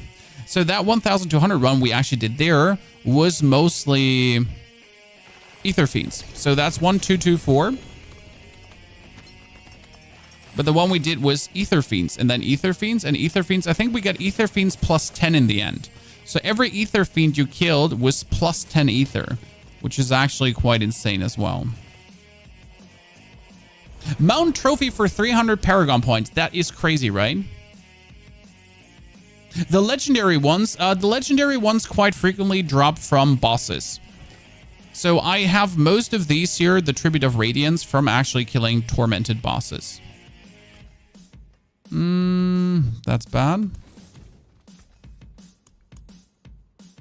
One more? Let's see. They want to do one more. Okay, I got everything Masterwork, chat. So we got 12 out of 12. Everything I wanted to have 12 out of 12. I mean, we have hit some shitty Masterworks here, left, right, and center. So technically, I would have to reset the Masterwork on my Ring of Starless Skies. That's the only Masterwork I'm actually willing to reset. and redo it until I hit core skills at least once or twice, because I only need core skills from it. The rest of my masterworks is actually okay. I'm surprised your wrist isn't sore from Infernals. It's actually simple with this build, because what I'm really just sitting in the middle, holding down my right mouse button and spamming the 2 key. That's it. See, this is what the build does. I'm just turning in a circle.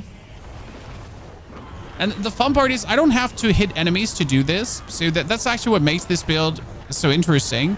So for my cooldown, I don't need to hit an enemy. For my essence, I don't need to hit an enemy. For my attack speed, I don't need to hit an enemy to increase that. So I can truly just be in the middle while our Spiritborns are going to the left and the right. And I can just kill everything like by just merely existing. And that's because everything this build does is automatized in itself. So like I am not relying on the cooldown reduction that my curse gives me. I am not relying, I'm literally not relying on anything that is being done by like actually hitting enemies, interacting with enemies. Nah, it's just passively passiving around. Okay, 50 faster, 50 faster. Let's do that. Let's try to stick with 50 faster again. I told you, like, I don't think that stacking more than 50 faster is sometimes useful, because you're just losing out on actually getting more from like killing things. How do you get so many mythics? So that's very simple. We killed 90 bosses on one day. Okay, chat? I killed 90 bosses. In total, I've killed in the past 3 days 200 bosses. 200 bosses at this point gave me around 5 to 6 mythics. Let's say 6 mythics, actually. Now, I know that some people have killed 200 bosses and they have not gotten a single mythic, and that's just the way it is. I'm sorry, that's just RNG. That's the 1.5% drop chance. I can tell you that most mythics I've gotten from Grimoire and from... How's that nerd called again? Lord Zur. So these have given me the most mythic. It is not Endariel. It is not Duriel. It is Grimoire and Zur. Like that being said, it is like actually Endariel and Duriel have a better drop chance. Again, the 1.5% is not a high chance. It just happens. It's just low. 1.5% on tier 4. Yes, but it's 1.5% per item dropped. Okay. So if a tier 4 boss drops 5 items, then you have 5 times 1.5%. So 5 times sounds so bad because it sounds multiplies the chance up. So you have 5 times the chance of 1.5%. Okay. That's your actual drop chance in Torment.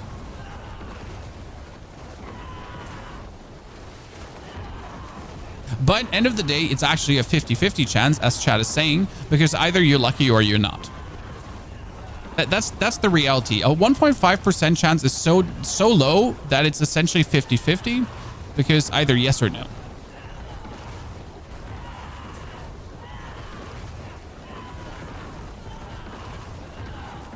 But don't feel bad, because killing bosses gives you all the materials you need for masterworking. I mean, I was matter of fact out of masterworking material, out of iron chunks and rawhide. I was not having iron chunks. I couldn't actually do anything. I was dry. There was no masterworking happening for me anymore. So I started killing bosses, and killing those bosses gave me everything. Now we get Hellfire again.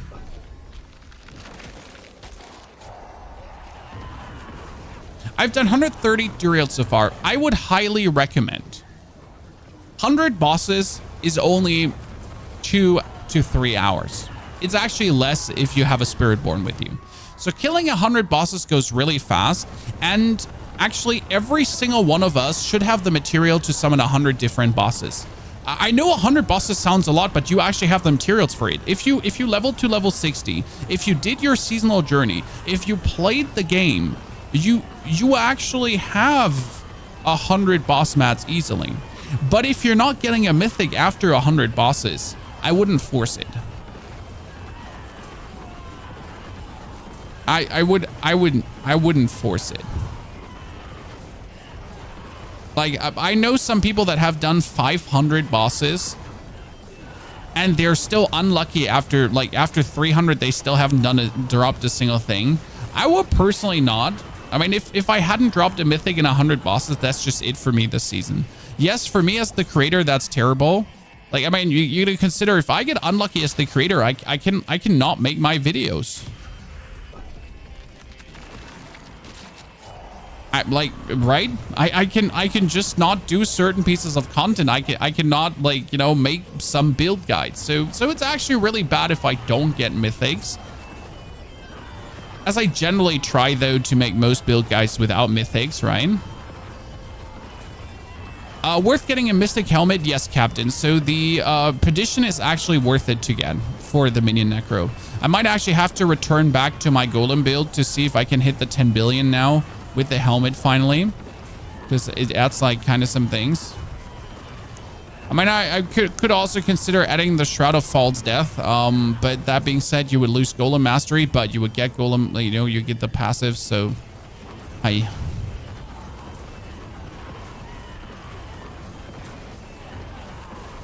Where's this build? It's uploaded. It's the last video I uploaded on YouTube.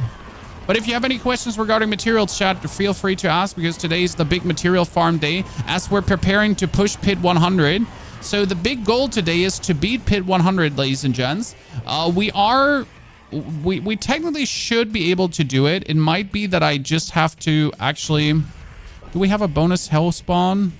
No, we need more hell spawns. So my problem right now is that probably my glyphs need a level up, because most of my glyphs are not at 80. So I might have to do some pit runs to actually level up some glyphs. Luckily, I do a pit 90 in around 6 minutes right now, so that's actually good. I do a pit 80 actually faster, so pit 80 is like 5 minutes and below. So that's really nice from a time perspective, as we're just surfing through them. And we got a lot of movement speed with the Air of Pedition. Yeah, they're dropping some, but they're not dropping, like, we're not getting enough Hellborns. So this is like a mediocre run, as we're sitting like at only 366 in 6 waves. That's actually kind of sad. Had to leave the middle. Don't feel good about leaving the middle.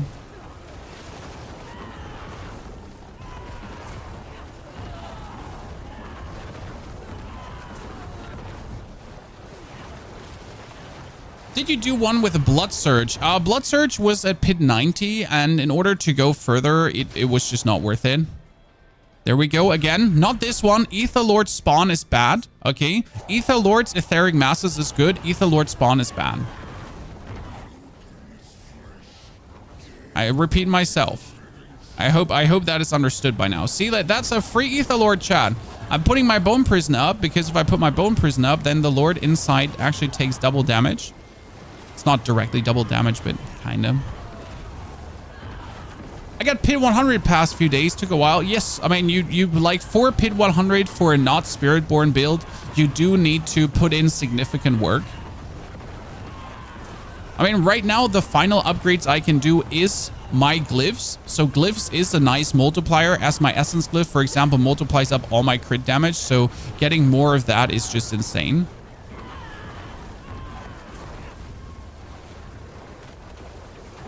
Slatera has a video out why some decent reasons why people are quitting hard. Like, I don't watch these videos because they're useless. Like, don't get me wrong. It's always good to put down some critique, but people that are quitting for reasons they have, you know?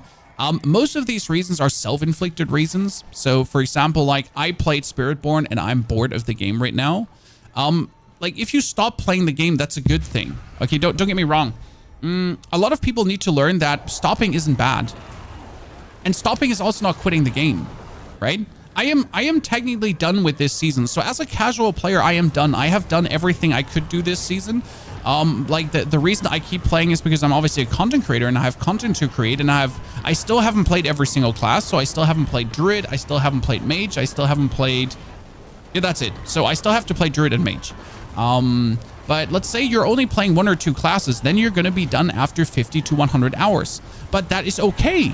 I don't know why everyone is so stressed about people quitting or anything. If you have 100 hours of game time from a season that you're getting for free, Obviously, there was the paid expansion, right? That is good. Move on.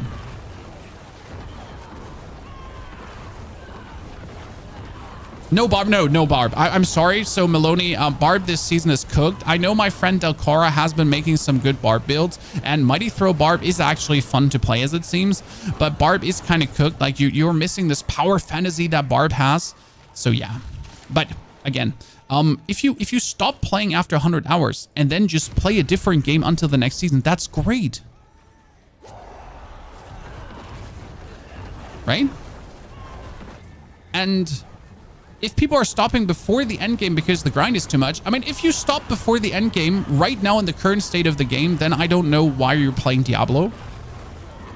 Like, Diablo is arguably in a great state. Like, level 60 is, like, if you're not reaching level 60, then you just don't like the game. I'm going to be honest with you. If you stop playing this before level 60, it's because you don't like Diablo 4, and there's nothing Diablo can do to fix that.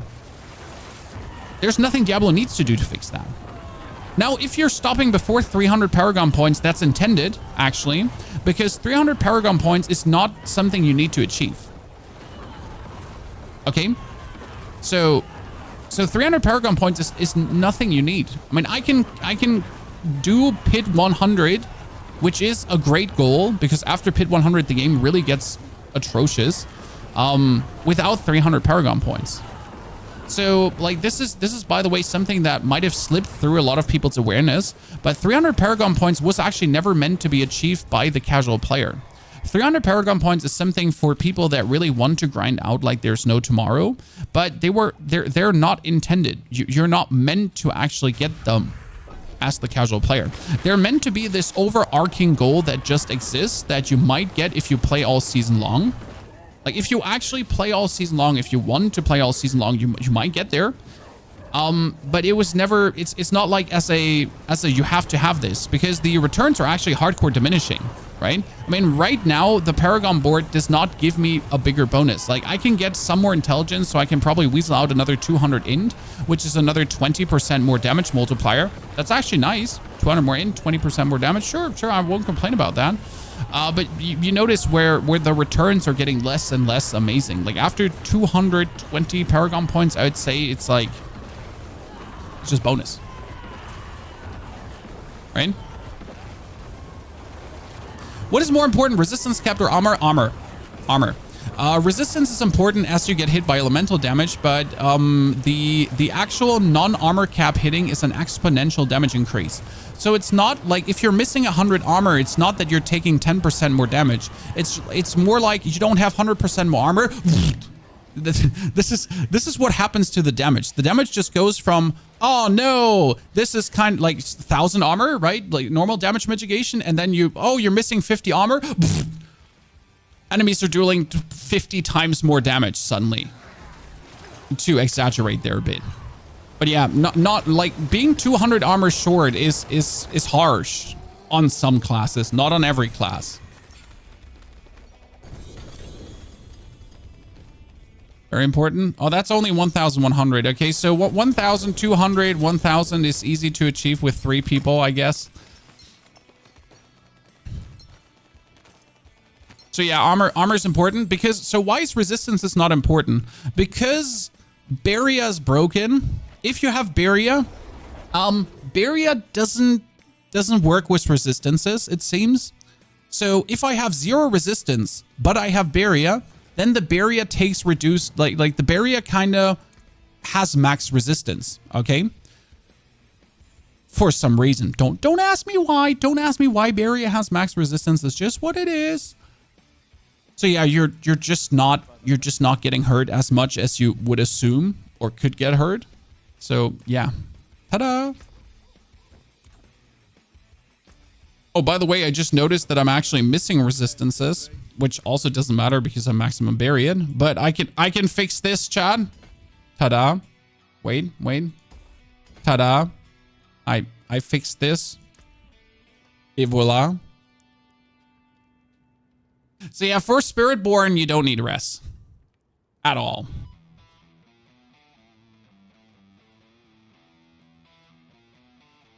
Super new player here. Played, get to Torment 2, got my first Mythic, Harlequin Crest, had a Blood Surge build, Paragon level 140. I'm just bored because I can't get any Mythics. Yeah, but why are you trying to get Mythics?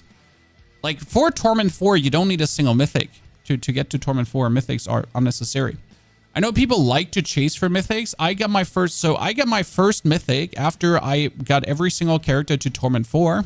And then I started to essentially care for Mythics. If you need Mythics to get to Torment 4, yeah. They make it easier, but they're by no means necessary. Okay, thank you, Neil. Thank you, Katie. Because we farmed now quite significant. So we pushed up our materials, guys. Again, boss farm for iron chunks and rawhide. We need the Opticide from Infernal Hordes, but we got quite some. We could reset our Masterwork on the Starless Skies now if we wanted to. And just remasterwork it one time at least. How many iron chunks do I have? I have enough iron chunks to masterwork it one more time. Oh, that's lucky hit chance. Screw you. At least give me something that's not lucky hit chance. Oh my goodness. I'm gonna run out of iron chunks. Give me not lucky hit chance.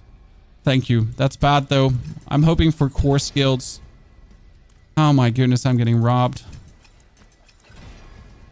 Well, ladies and gentlemen, the chosen one. Yeah, that's fine. Okay, you know what? I can deal with that. I can deal with that because I don't want to do it again. See, like, I don't know how people do this now, right? This is again, yes, this is where the end game is stupid. This is where the end game gets horrible. This is where there's not enough material. At this point, if you're trying to make it perfect, this is where the game is shit. I have no words how terrible the game is in that regard. If you then want to be perfect, right? So if I wanted to get the triple masterwork on core skills, it's horrible. That's like, fuck this game. So I would have to reset this and it's going to cost me materials. It's going to cost me like everything, right? I am out of iron chunks. So if I would now masterwork this, okay? If I want to masterwork this, I would now have to farm 2 hours of bosses to get more iron chunks, to then farm also more Opticide again. So let's say I would have to farm for 2-3 hours, maybe 4, to get the materials to then sit here, reset my masterwork, and in the span of 15 minutes. Okay, so I farm 4 hours. I farm 4 hours to reset the masterwork. In 15 minutes, 4 hours is gone. Then I farm for 4 hours again to then do this again. So if you truly care for maxing this out, the game is horrible.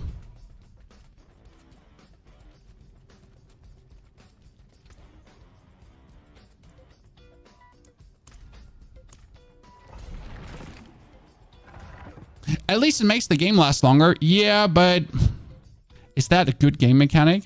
I mean, again, like, you don't need perfect masterworks to beat the game, right? So to do like everything, like maximum, like the Dark Citadel, to do all the interesting content until you're really banging your head against the pit. So all the interesting content for that, you don't need perfect masterworks. Perfect masterworks is just a thing you're chasing if you really want to go crazy. So we're gonna take him with us. Hopefully, you should be following. But they're by no means in any way necessary. I mean, they're just nice to have. I mean, I know, for example, that you can get 37 ranks to Bone Spirit if you have the perfect masterwork running. And you know what? It would be cool to actually have 37 ranks in Bone Spirit. But I also know in order to get 37 ranks in Bone Spirit, I would have to at least invest... Let's say I would have to invest 20 hours of game time just to get these 37 ranks, to then be able to push like 2 or 3 pit levels deeper. because that's obviously the end game outcome gameplay loop then. So in like the whole thing I would do to then go like 2-3 pit levels deeper. Oh, and then the grind would continue. So I would now try to get my Ring of Starless Sky perfect, and if I get the Ring of Starless Sky perfect, I could go 2-3 pit levels deeper to then do the same farm again for the next item to maybe go 2-3 pit levels deeper, to then do the same farm for the next item to go 2-3 until you hit the wall of not being able to go pit levels deeper. And the biggest complaint, I guess, that you could have is that in this gameplay loop, the pit level gameplay never changes.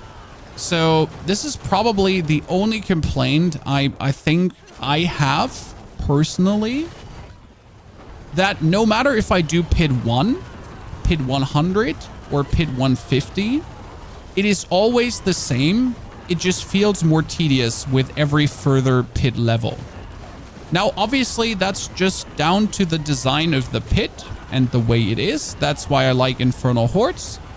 But that's kind of like the thing here that I see like as the only problem for me personally. That the pit is just, you know, that's what the pit is. By the way, why do we have damage numbers off? Because I can't see shit. So if I do actually have damage numbers running, I can anyways not see shit because there's like either there's my bone explosions or there's my other things happening. So anyways, can't see much. But if I have damage numbers on, I like vision 0.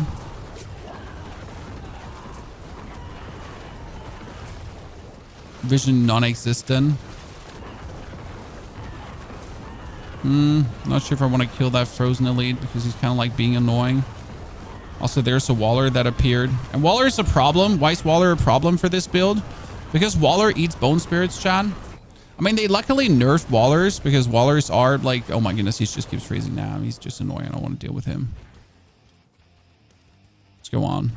So yeah, this is like kind of like the gameplay essentially from like that used to be fun, because let's say a pit 90, which is actually interesting. So a pit 90, everything dies really fast.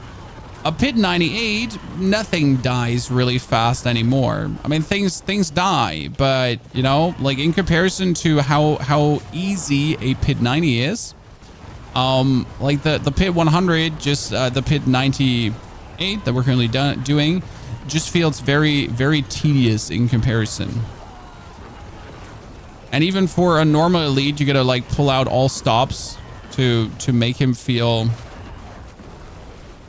like he's not bullying you, because you want to be the bully here in this scenario. We need to actually do it the other way around because I'm spawning too few blood orbs. Don't fear me, Dad. So we need to, be on this side.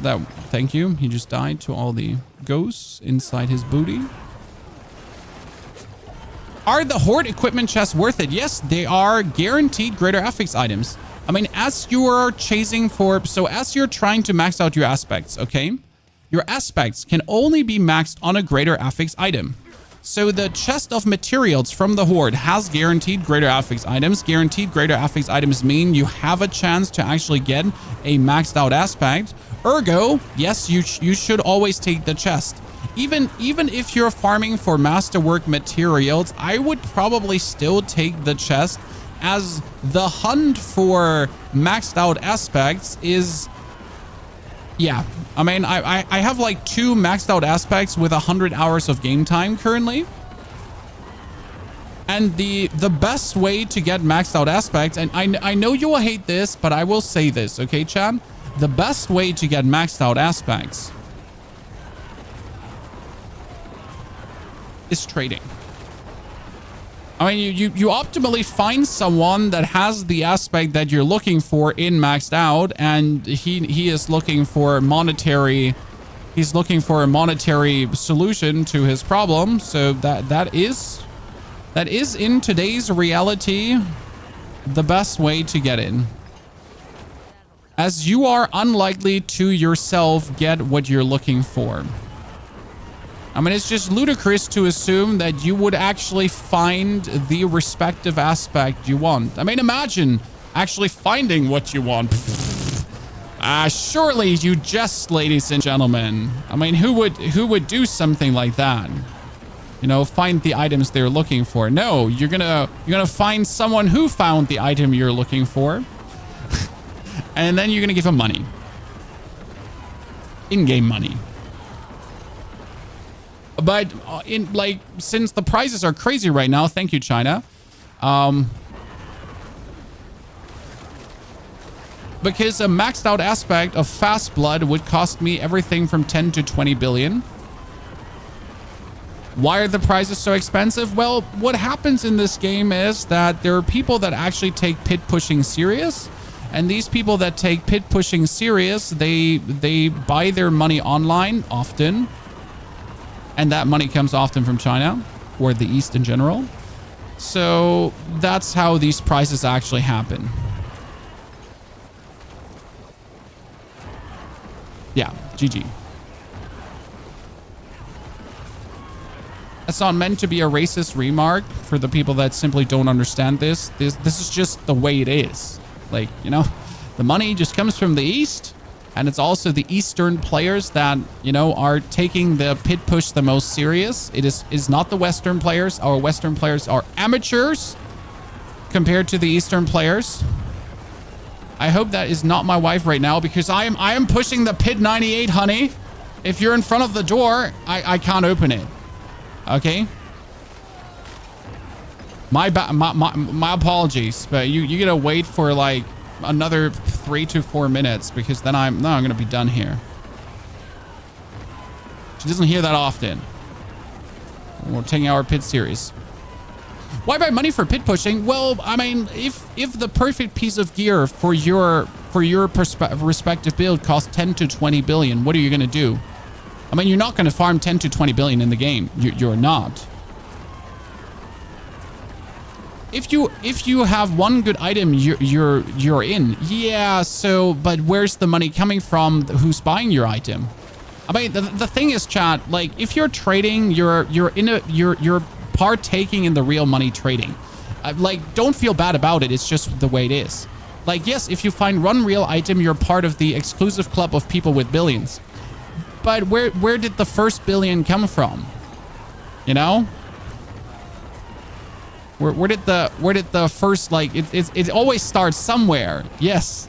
But it's not like, you know, the first billion comes from somewhere and then the next 10 billion comes from somewhere. And the reality is that people that are pushing the pit, like the number one players that have triple greater affix items in every single slot. Yeah, I mean, they didn't get this by playing the game a lot. You know? I mean, the amount of triple greater affix item I've seen on normal Ancestrals this season is 1. And it was shit. So it's 1. It's not 2. It's not 3. It's 1. And it was shit. It was definitely not what I needed.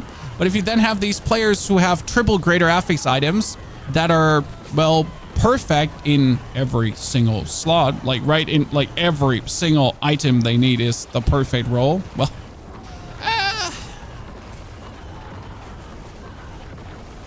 I mean, it's also like, again, this isn't it's a crime without victims because this doesn't ruin the game for me, right? I'm actually profiting from this because if I find a good item, I will sell it for a few billion and I won't have to worry about money anymore.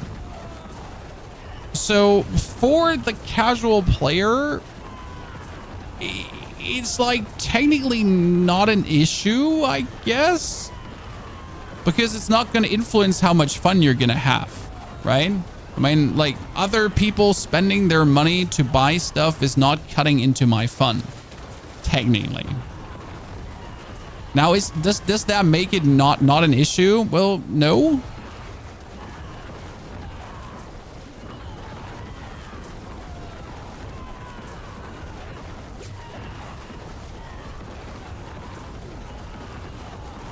The marketplace is a bad solution. I wish there was an in-game marketplace so I don't have to go to a third-party website no matter how like well the third-party website works.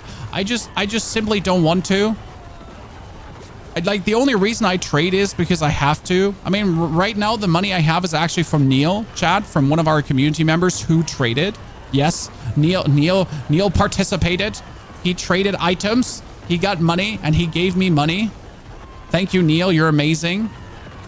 But I am like, I might have as well just bought gold in comparison. I mean, me getting money from a community member that participated in trading equates to me technically just going out there and buying gold from a Chinese person, I guess.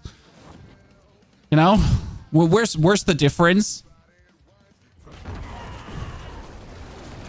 Might have as well saved everyone time. I just bought that money. Okay, we have 3 minutes left, and usually a boss fight for this build is around a minute. So we are actually doing really good on this Pit 98. I'm kind of happy with this one right now. It's actually Slither. Slither is also easy to kill because Slither stays in the middle. Like the worst one for me is actually the doggy. Why is the doggy bad? Because the doggy tends to like go invisible, and I need someone to just like stay in the middle here and just keep eating my billions of blood orbs, because I do make these billions of blood orbs, right? But due to the wolf moving, he puts himself in like stupid positions where I can't make the maximum amount of blood orbs. And before you ask, yes, I'm not actually dodging much of the boss mechanics. The only boss mechanics I dodge is Lilith. And the reason is that I just have 32,000 life. So I have 32,000 life, and I have 32,000 life as Barrier as well, plus tons of damage reduction. So this necro has like kind of has like a little bit of it all happening. So what we're doing is we're just spamming our blood wave, and then we're just exploding 1 2 3 4 5 corpses really quick. 1 2 3 4 5, and we're throwing in between. Oh, I actually didn't dodge that one. Oops. Hey, chat, when I said, like, we're actually dodging Lilith, I meant we're also not dodging Lilith, because I just completely forget that she's happening. So we're also not dodging Lilith, as it seems. And then we're just spamming the lady with the double explosions, and we win. But you notice we just get this one here cleared, right? With 123 left. So how do I now improve for Pit 100? How do I go further? Yeah, so I would have to masterwork my Ring of Starless Skies now. I would have to masterwork my Doombringer until I only hit maximum life. I had to remasterwork the gloves until I hit only core skills, and this one is actually fine, to be honest, apart from the last one. And I have to remasterwork this one until I hit only core skills too, and I have to upgrade my glyphs.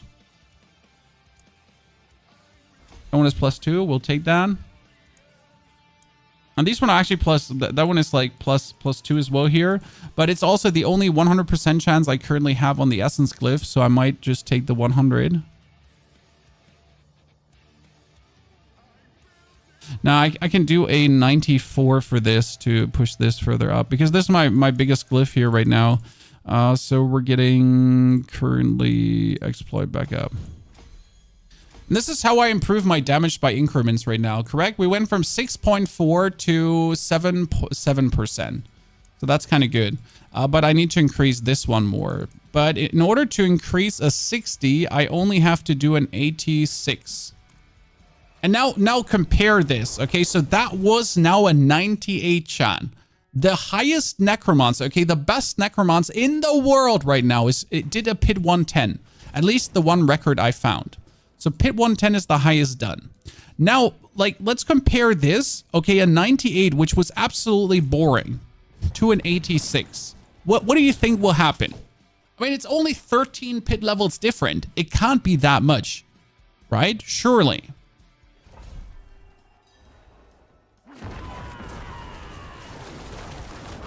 But if you're then looking at it, so it's kind of like, this is where the pit is fun, right? This is where I'm enjoying doing the pit. This is a good time. Even though this level is like horrible for actual this build, because everything is like, there's no corridor where I can surf down. So you kind of want to have like this one definitely, if this was now my Pit 100, I would instantly leave, because it's just not a good level design for the build. You want corridor designs where everything is like going down one alleyway.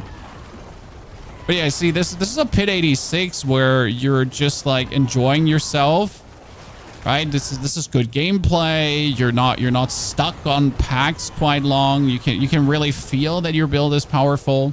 Everything like higher pits do is just make you feel shit about your build. because you're just getting stuck on packs. Like, you see, like, you know your build is strong. You know your build is just doing billions of damage. But you're ending up in monsters who just then have, like even the standard trash monster who suddenly has, like, a couple of billion HP. So your build who reasonably deals billions of damage has to kill someone who has 100 billion HP. You're like, but you know, my build just destroys everything else in 2 seconds. Well, you know what? Not this. My friend, not this. Like, we just took like 1330 for, I think we took 1330, right? For pit 98. So reasonably to do pit 99 right now and then work my way to pit 100, because pit 100 is obviously on a whole nother level. We need to level up our glyphs now in the next minutes, which surprisingly goes fast. I mean, leveling up your glyphs doesn't actually take long, right? You just have to blast through the pit, and you're actually getting obols, so that's kind of nice. Increase health plus damage resistant aura pain. Yep. I mean, like, the pit doesn't get harder. That's like the whole point about it, right? So it's really just a health increase, so the monsters are not doing more damage, right? Since I am in Torment 4, the pit is Torment 4 damage. The pit is Torment 4 ouchie wouchie.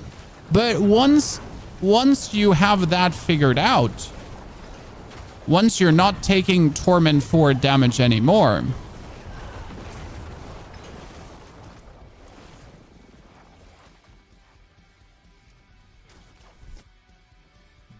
so yeah.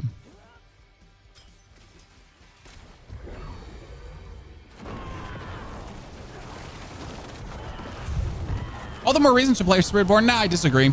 I'm still playing this game for fun, and like playing the Spiritborn with the OP builds is just not fun for me. Like, you know, again, also beating pit 150 is not fun for me, so I don't need to beat pit 150 to feel the fun. So I do think there is, again, like, if you just adjust your personal goals, there's tons of fun to be had in Diablo. And again, my fun goals, and for which the farm, so again, my fun goals for which the farm is reasonable. Okay, chat, understand what I'm saying. So the farm in this game is reasonable if your goals are reasonable. Ergo, my goals are always, I want to beat Torment 4. Okay, so I want to get into Torment 4. Check number 1, reasonable farm. I want to also be able to beat the Dark Citadel in Torment 4 for the skins, because there's skins for that. Check mark, also reasonable farm. Then I would like to get to pit 100. That's where the farm gets unreasonable. Okay, pit 100 is already unreasonable farm, but I still like to actually do that. And once these goals, oh, and I want to be able to beat an Infernal Horde, obviously, on Torment 4, but that kind of comes with actually reaching Torment 4 to a degree. So these are kind of like the self-proclaimed goals I have for my builds that, like, not obviously every build can do that, but it's kind of like what I put out to kind of like want to achieve, you know? And then everything above that is kind of like, everything above what I just mentioned reaches the tedious mark. Okay, skins for Torment 4. Yes, in case you didn't know this, if you beat the Dark Citadel on Torment 4, not the first time, not the second time, multiple times, they have a chance to drop specific skins. So there are these Khazra skins that you get from beating the Dark Citadel. And these Khazra skins, they actually have like Torment 4 versions that look incredible. So yeah. Best way to get compasses, Infernal compasses, the best way is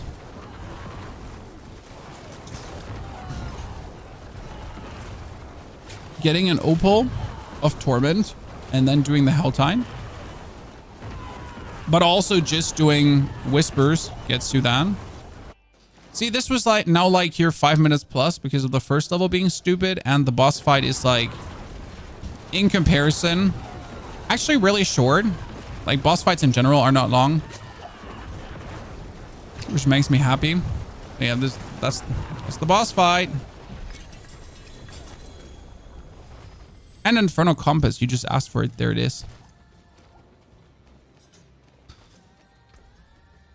But this allows me now to go for 2, 2.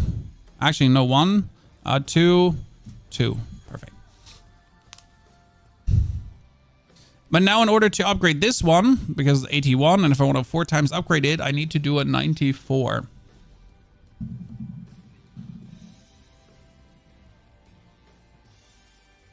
I'm working on a no button press minion necro. That's most fun for me. Understand?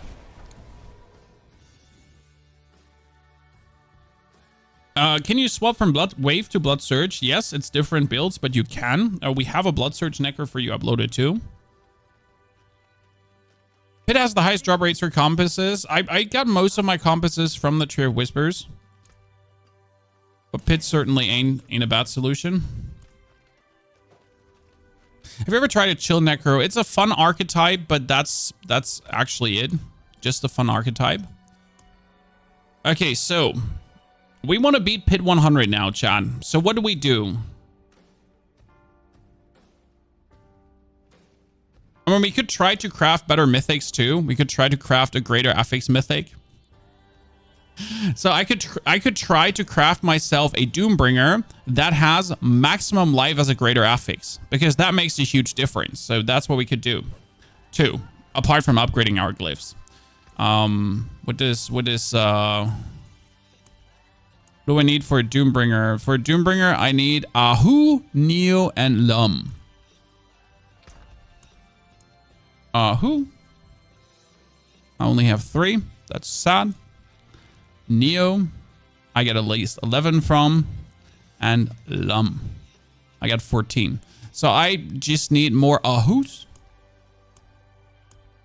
I don't have more Ahus, so...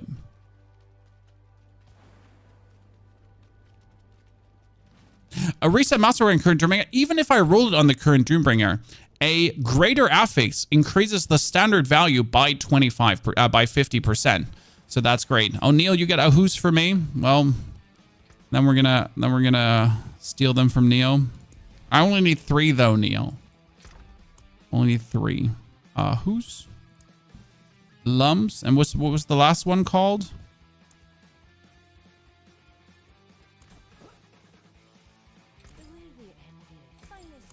Neos.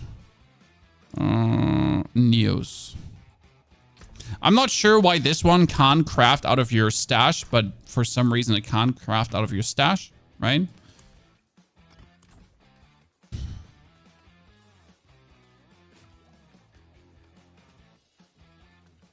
No, there. Yeah, I don't need all 7, but thank you. Let's see. Ladies and gentlemen, are you ready?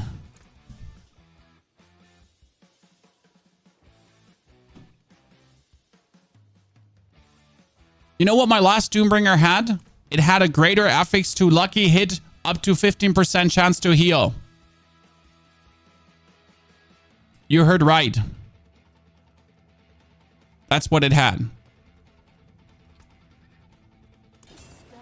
Okay, ladies and gentlemen. Ah! The chosen one! The chosen one! Streamer client does not exist. I repeat, ladies and gentlemen.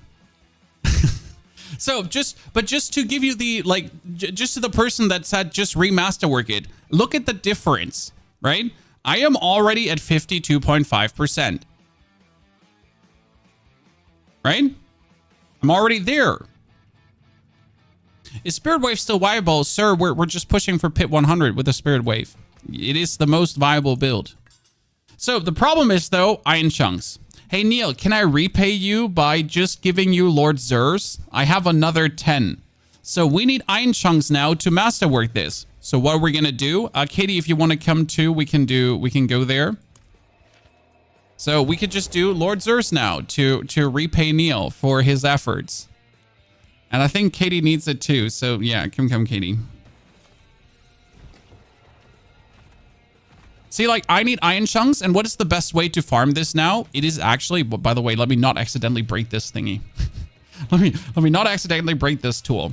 So why is this weapon now so amazing? Come closer. Because this chest scales with more life. So if I have more life, I have more scale.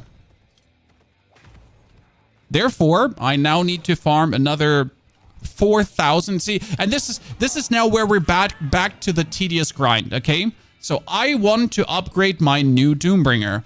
I want to masterwork at least max life once, but max life twice masterwork would be better. In order to get to that point, I would now have to at least farm 5,000 to 10,000 iron chunks and preferable another, like maybe 15,000 Opticide.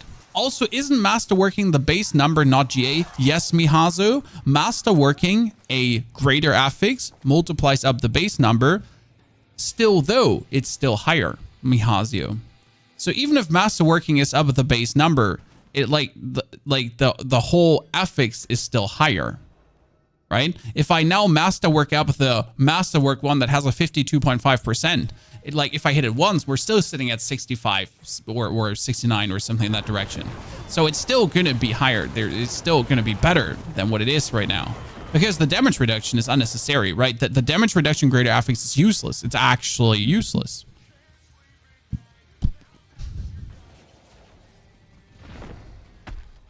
You know they're buffing Iron and Rawhide today. Yeah, but that doesn't help me now. Now I want to beat Pit 100. I don't want to beat Pit 100 tomorrow. You get Opticide back if you salvage the old Doombringer. That is true, and it's helpful. Okay, Chad. Who believes in me getting a Mythic? That's number 1. Let's see if we can get a Mythic in 10 Zers, okay? If I don't get a Mythic in 10 Zers, I'm gifting away 5 subs, because why not? We're gambling. So that's number 2. Don't forget to count in the chat.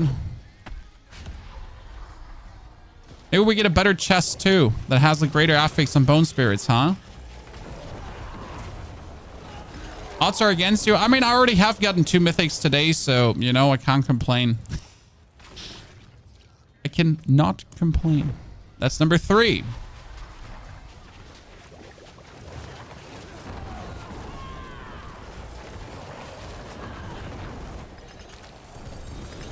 Number 4.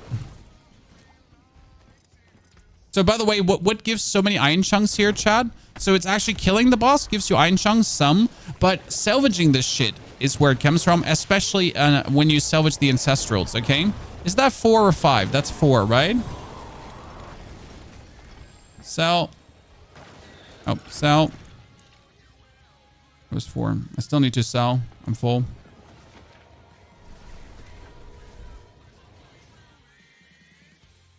Today I did 22 Duriels, 14 Andariels, 17 Zers, and 8 Beast runs, 0 Mythics, all tier 4. Well, I got 2 today and 10. So, I'm sorry. I guess. So, if we now break down an Ancestral item, that's 30 Rawhide. If we break down a normal item, that's 3 Rawhide. In total, 192. So, getting your Rawhide up is actually really nice. And the Iron Chunks itself, we're getting here good as well.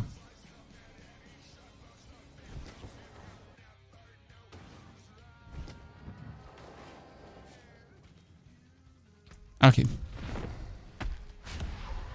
But we need more. But we need more.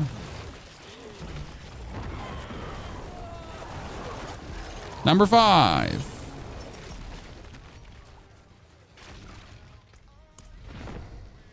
By the way, chat, I tricked you. I don't have materials for 10.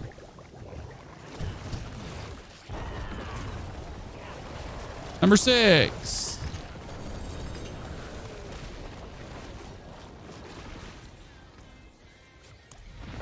Number 7.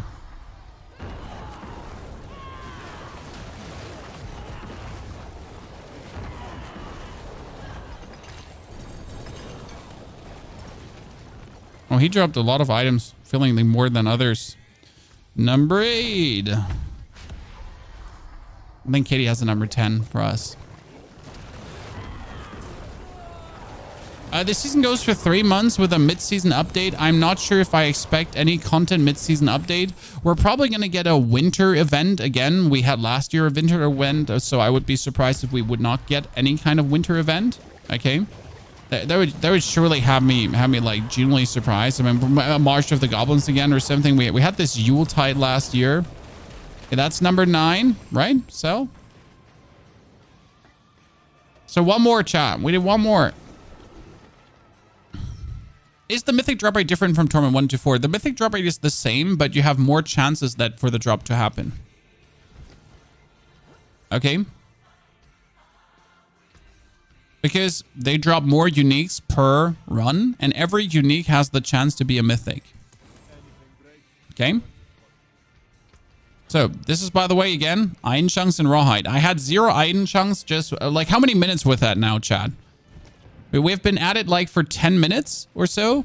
And I got myself, or not even 10 minutes, right? Less than 10 minutes. And I got myself tons of iron chunks already. More than I could just get by farming, actually. So, I'm out. We need one more.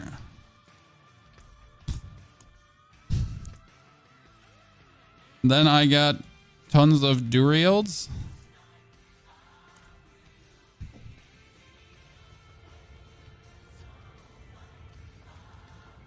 Whee!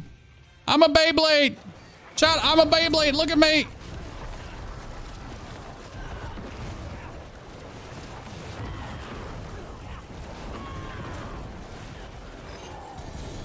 Okay, that's 10. Well, you're lucky, chat. You're lucky.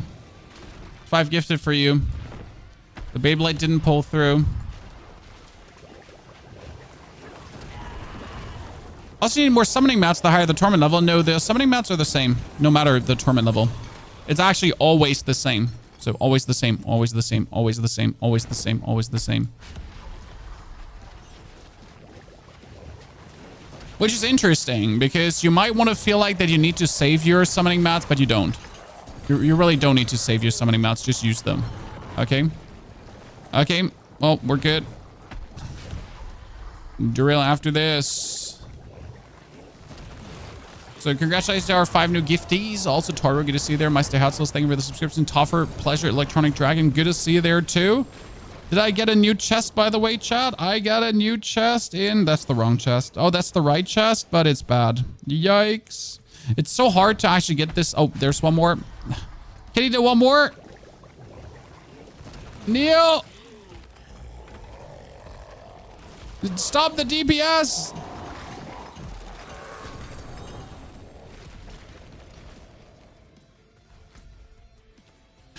Neil almost missed out on it. It's clutch. Clutch, Shan. I thought they asked way less in Torment 3. No, it's always the same. You know the price of the Yarun? No, sorry. I really don't trade. Grumpy, the Earthquake Smasher is sadly not working anymore as you wanted it to. So that Barbarian was really interesting, where you could essentially use the Barb to then Earthquake and go crazy. That's sadly not working anymore. You have 35 Endarial sets. How can I join? We're currently just doing it with us 3, as we can just like rock down it easy the fastest without any hassle.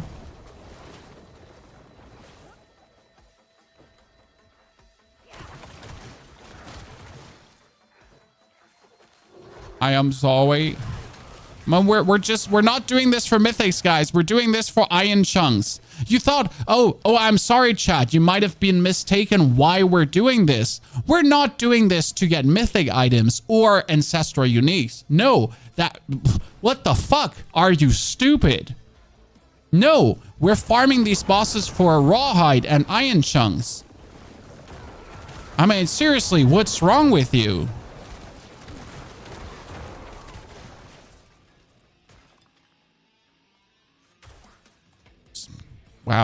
Wow.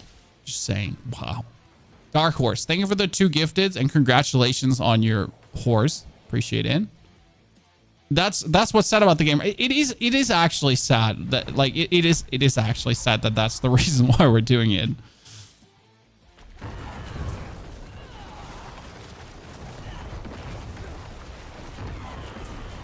Again, I can just pre-make ghosts for Duriel. Just have him die. Oh, what? Not a single mythic in all this time? Wow, must be rigged, chat. I have killed now 12 bosses and I didn't get anything. I am so mad.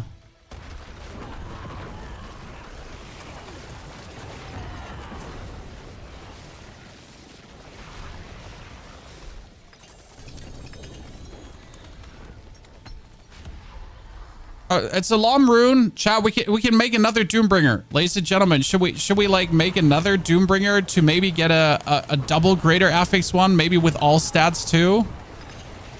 I mean, I could also try to make another Ring of Starless Skies, as we're looking to actually get one with a greater affix and core skills, so that could work. I mean, this one has greater affix on lucky hits, so there's still the other mythics I could get better.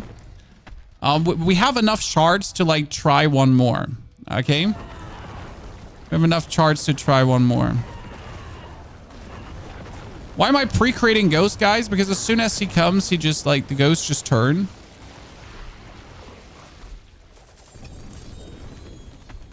Buck rune. So generally speaking, good rune farm, ladies and gentlemen. As you can see, like we get 4 Ahus. I know actually we had the Ahus before. We get some bucks, we get some Eums, we get all the others. So it's really useful. Thank you, Oib, also for the 2 gifts, and congratulations on your new mounts. Okay, after this. Oh shit, we should have gone back after this already, I guess. I'm sorry, I'm costing. Sell after this. Is there a planner for this build? Yes, uploaded this very morning. It's called the Spirit Surfer.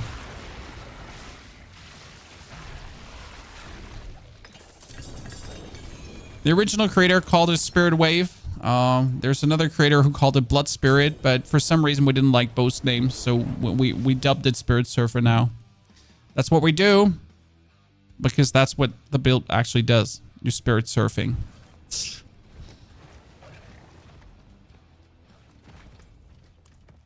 Okay, we're still looking for a Banished Lord's Talisman for Neil as well, to make Daddy Neil happy. So I can destroy the Endariel's Visage. I could destroy this one, but obviously chat is going to kill me if I do this.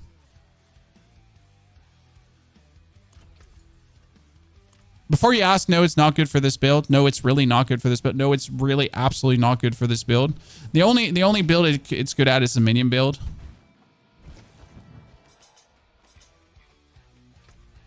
Okay, got another 2 of those. How many iron chunks was that now, Chad? That is now... Oh, you see, we got 1,000 iron chunks. 1,100. It's like...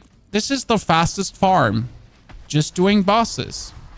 I don't know if I do actually get more materials with the opal. I never tried out. Do you actually get more materials with the opal of materials from boss farming?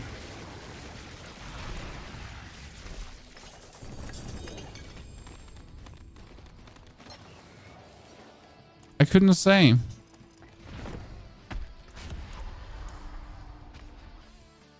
So that was now 140.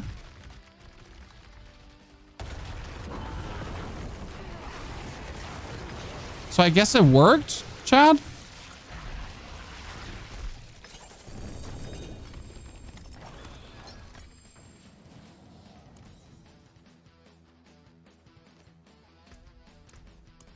So that one gave way less, but the other one gave way more. So did it work? Or was it just crazy, Chad? But because I'm not stupid, right? The other one just gave way more than that one. I'm bad with numbers when I'm streaming because my brain is already like going crazy enough. But the first one gave like 30, and the other one gave like 100 plus. So like, oh, see, that one was a different value as well again. Yeah, the like either it's anyways inconsistent. I'm out. Got more Varsh. Yeah, it's different on every kill, but opal works. Huh, interesting. It's actually kind of cool. So that actually does make me happy that it works, because that puts like that's really useful. If I'm already farming this for materials, right? If I'm already trying to get, and I could get a Verizon number more. I mean, we get like almost 130 from like one single one there. Right?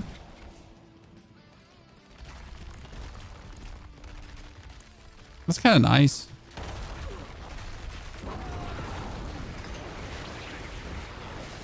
Oh, Kitty died.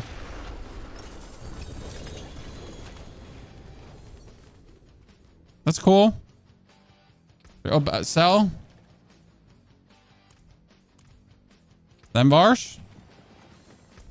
Varsh at least summons faster, so we can kill like a lot of them in a row.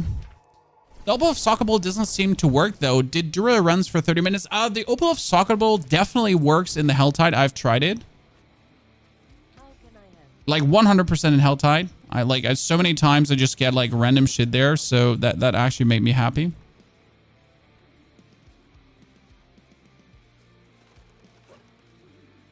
The game is unplayable on weekends. Oh, the lag can be horrible. Yes. The lag can indeed be horrible.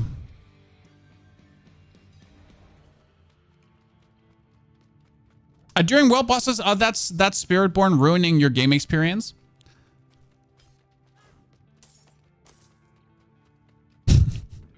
That's usually Spiritborn. What's the go-to build? Bone Spirit or Spirit Wave? Spirit Wave is easier to put together. Way easier to put together than Bone Spirit. Bone Spirit is still fun, but like to get good Spirit Wave gear is easier than Bone Spirit gear, in my opinion. Especially that Bone Spirit needs more aspect maxed out. Like, so this aspect doesn't matter if it's maxed or not. This aspect doesn't matter if it's maxed or not. This aspect is okay enough to max out relatively. Like 70% is good, 80% is not needed, and this one also at 3.75 seconds is good enough. It doesn't need to be 4.5 seconds, so like it's not that complicated to essentially get this build to a level where it's like fine. Whereas Bone Spirit usually takes more items to really roll good and be good to then work. I mean, the only thing you really need is just a good Blood Artisan's Cuirass, and they're kind of fine to get. You know?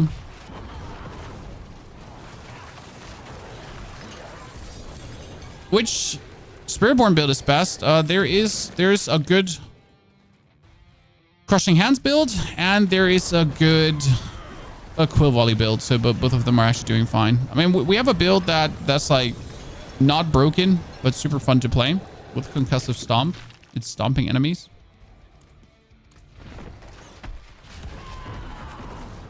I like how fast Varshan spawns. Like, Duriel takes so long to spawn. Varshan is probably the most efficient one to farm for iron chunks. I mean, look at this. We're just getting those chunks together here. But you know what the sad part is? All this farm, ladies and gentlemen, we're essentially only going to take like 3 minutes to get rid of it. Right? Like once we have all of this, sell after this. Yeah. So once we're done with this, like we're essentially just going to lose this in a couple of seconds.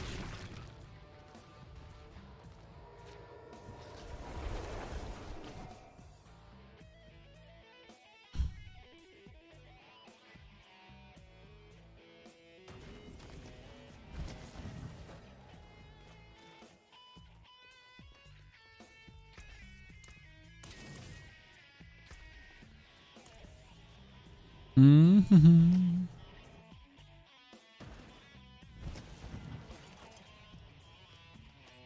Okay, I'll be quickly going upstairs while they keep summoning. I'll be right back.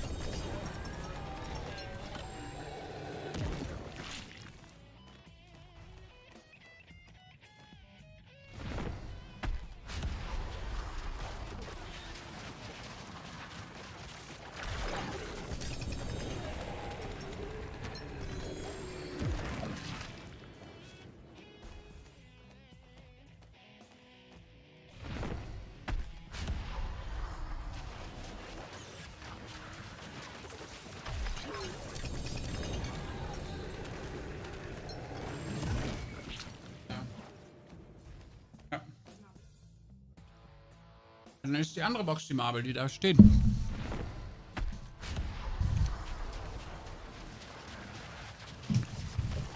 All the loot. Did I get a unique in between, chat? No mythic yet? See, today I'm unlucky. This is the longest sell. This is the longest I've been without a mythic.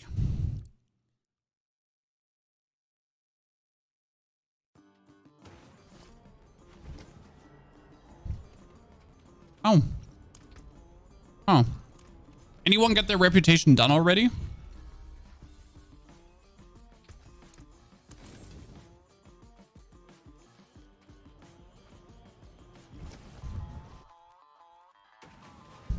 You've been without a mythic for 6 seasons now? Oh, man.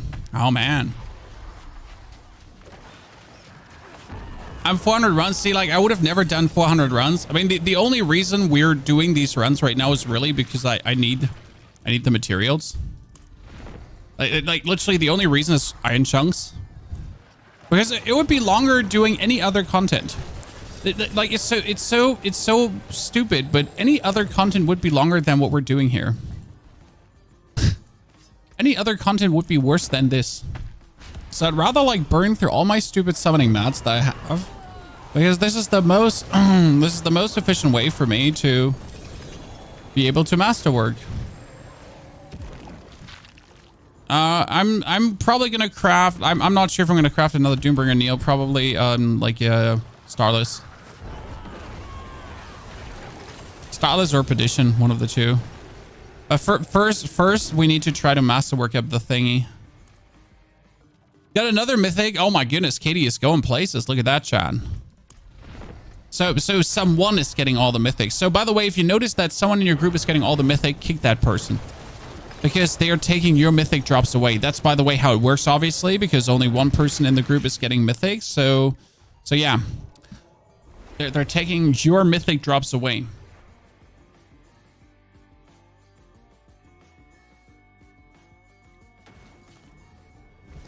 You know it's true. Get him, chat. Get him. You get 14,000 chunks. Yeah, Neil has 60,000 chunks. Man's rich. You took mine the other day. That's true, Katie. That's true. I did actually take yours the other day. I'm a filthy robber. They're taking our Ubers. Taking our jerps. How dare they?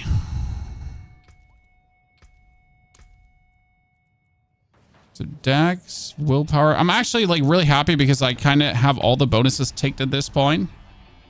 Okay, more.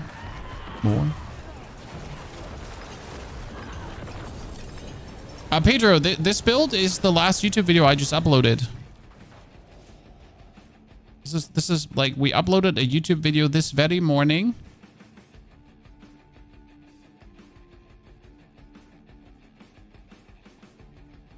It's out. My build doesn't need Ubers. Oh, no build needs Ubers. It's just that if you want to push deep into the pit, like, some of these Ubers are just too good to say no to. I mean, for this build, for example, the Ring of Starless Skies. Oh, chat, I got another one.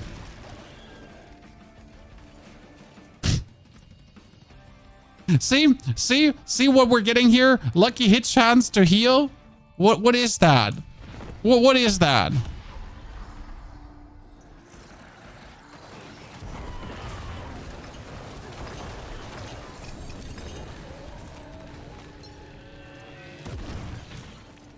Absolute sadness. Horrifying sadness.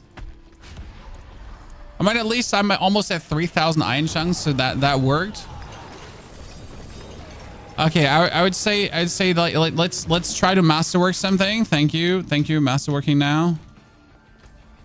Okay, let's go masterwork now.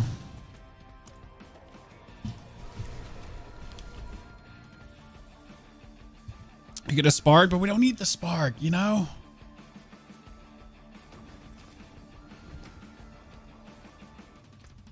What was in 10? Okay, what was in 10? I keep that in mind. Destroy everything. What is the so I could craft another Doombringer if we wanted to, but we already have the Doombringer. So Ring of Starless Skies needs Om, Chick, and Chem. Let's see. Om. Yeah, I don't have any ohms. Great. Which one was ohm again? Ohm was Ahu, Bak, Sol. Oh, great. If you don't have ohm, that's fantastic. Sick is how do you even write sick again? Wasn't ohm the rare one, Neo? Ohm was the rare one, right? Sick, I don't have that. And Shem. Actually, I have my 6 in my inventory, I think. And Shem is that. I have my cheeks in my inventory. Blocks, souls here. See, I have 6.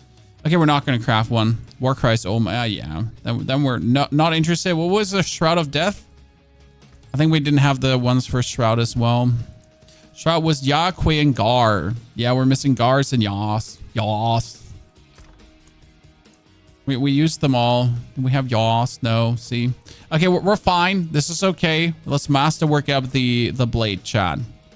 Where is it? That's the Doombringer with a 52% max life.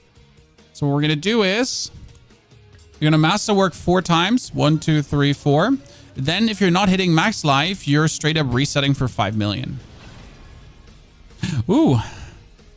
See, like, and that's what I was trying to tell you. So now this item is already better. Correct? Like, no matter what I hit now, I am already 7% better. So I'm happy now.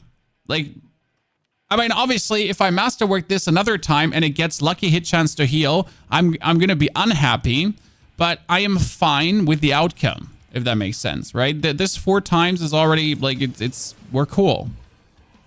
If I get it twice, it's obviously like, whoa. Okay, Jesus. Streamer clients don't exist.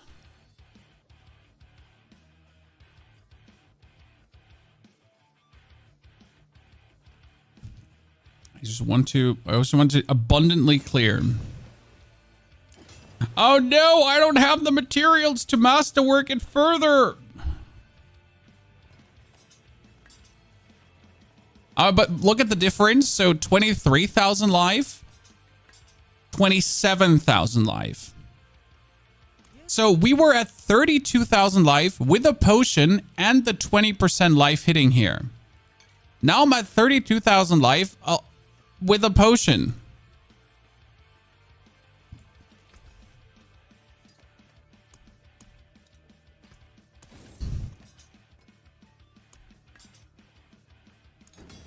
Oh, Jesus, give me the 3 times. That's fine. That's fine. That's fine. That's fine. We're good.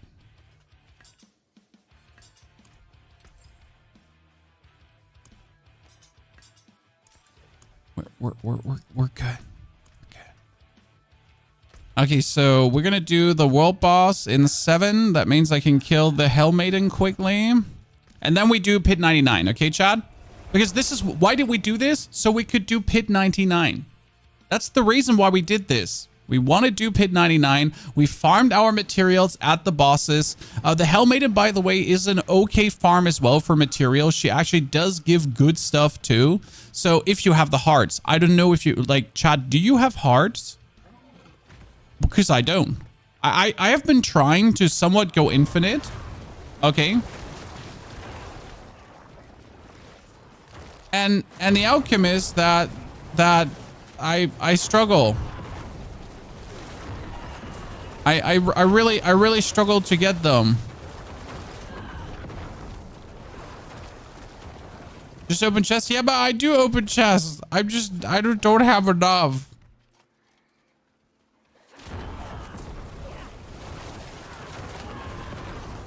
I think I don't stay long enough in Hell Tides, probably.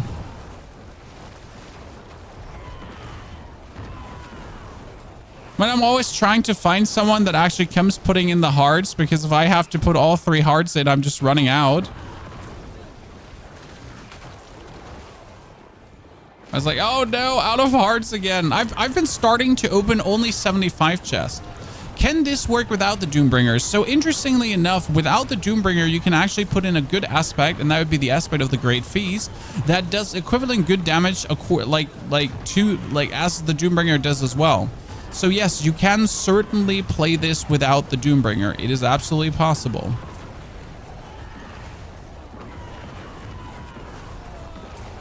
And it's not even much worse without the Doombringers. So this is like an interesting build where not having the mythics is not like the only mythic you kind of really want is Perdition, because that's just a hard 60% miss. So if I don't have the Ring of Starless Skies, I still get 45% bonus damage multiplier. So Ring of Starless Skies not there, 5% damage less. Doombringer not there is like then the aspect of the Great Feast, which is also insane. We could then with the also alternatively play Grasping Veins. So we're getting like a lot of damage even without it. Oh, the Helltide just ended. Great. No things for me, chat. I would kind of like to know how much damage we have weaseled out now.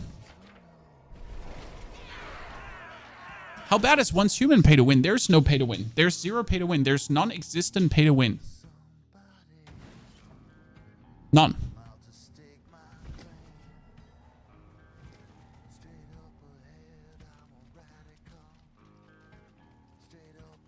Okay.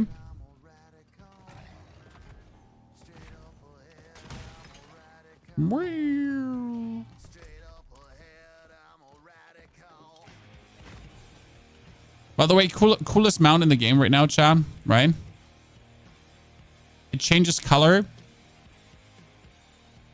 Day and night. Blue and red. Okay, while we are waiting for the world boss, let's put on a new outfit. So this is, by the way, the outfit from the Battle Pass. But I think this one here, Revived Skull of the Soul Drinker. Is that one from the Battle Pass as well? Or is that one from, like, I don't know which one was the set from...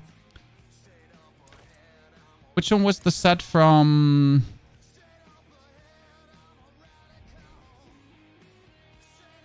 The Undercity. I keep forgetting which one that is. It's the end of pass one, right? Because there's the Undercity items. But I always... Is it Tomb Keepers? No, that is also not from the Undercity. I don't have a lot of the Undercity pieces. I know I have some. Dark Citadel. Sorry, not Undercity. Dark Citadel. I have some of the Dark Citadel pieces, but not all of them. But I don't know which one was this set actually called. I got the Lich King set. I have the Lich King set too, but I have to say, I mean, like, the Battle Pass set just looks fantastic this season.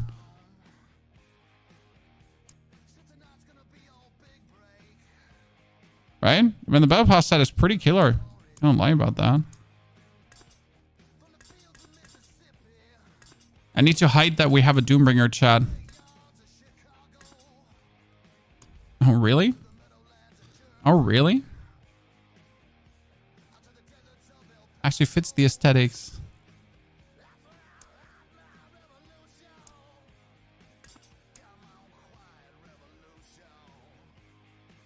Oh, yeah, here. Gotta take the Illidan skull as well.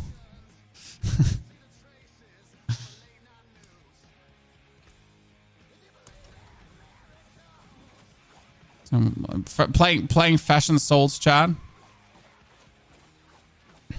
Are they doing anything for a Halloween event? Last year we didn't get anything, so I don't think Halloween event is something that you actually be expecting in any capacity. The last thing we got was a winter event, and that would fit. I mean, we're 2 weeks in. We're gonna have mid-season around winter again, so around Christmas or before Christmas, obviously. So I would assume we get something in that direction.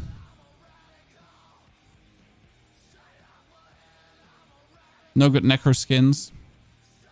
Oh, by the way, all the skins I have, guys, I bought them with my Blizzard bucks. My Diablo partner. That's a great barbarian, but I wonder still who's the barbarian skin designer, because Barb just has the best skins in the game.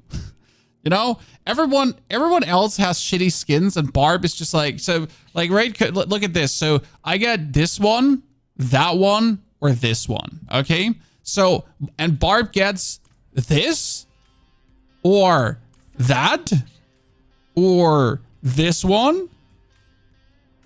Or that one, which is actually sad, to be honest. I think so. But yeah, you know, like, into what the fuck? Oh my god, I want them all. Including this one also for Barb, which is actually the Wraith Lord skin that the Necro has. but for Barb. Right? It's like, so Barb gets this, and I get this. Scarecrow was a good one. Yes, I have the Scarecrow one, and that one was a good one.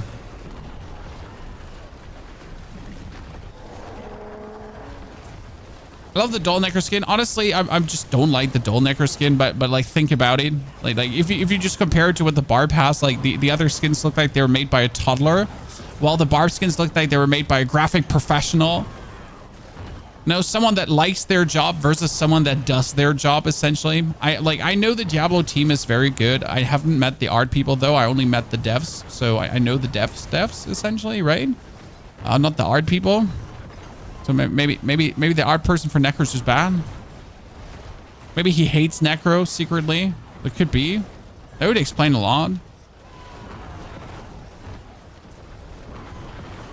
Skin should be a universal. See, I would like that too. Also, Barb always gets the best. Well, apart from when Barb get nerfed so hard that Barb's shit now.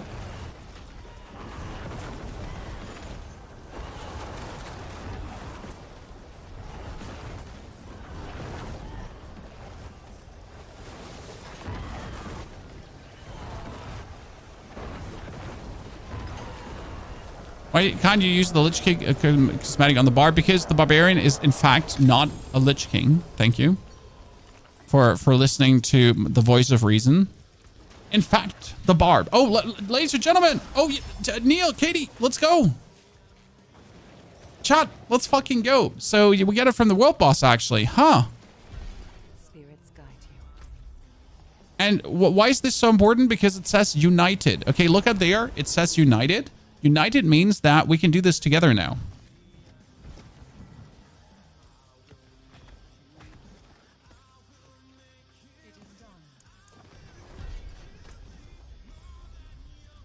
I can repay Neil for the runes he's given me. What does the tribute give you? Okay, the tribute will give us 8 uniques. 4 are going to be ancestrals, and there's a chance to get mythics as well. Okay. And I can influence this to be like certain uniques. So I can say like, oh, I would rather have rings. See, I can put this in and I can be like, okay, I want you to be a unique. More jewelry, for example. Or chaotic from other classes as well if I want them to. But I usually just do more jewelry.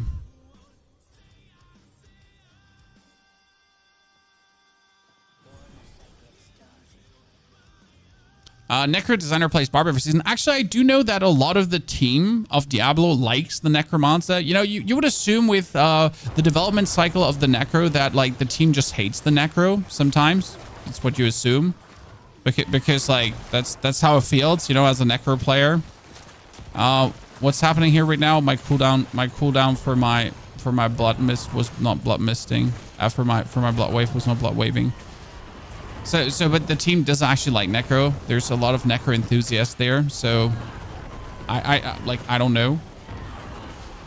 But I hope that, like, so I know this is bad to say, but Diablo has this factor where every season I'm just excited for the next season.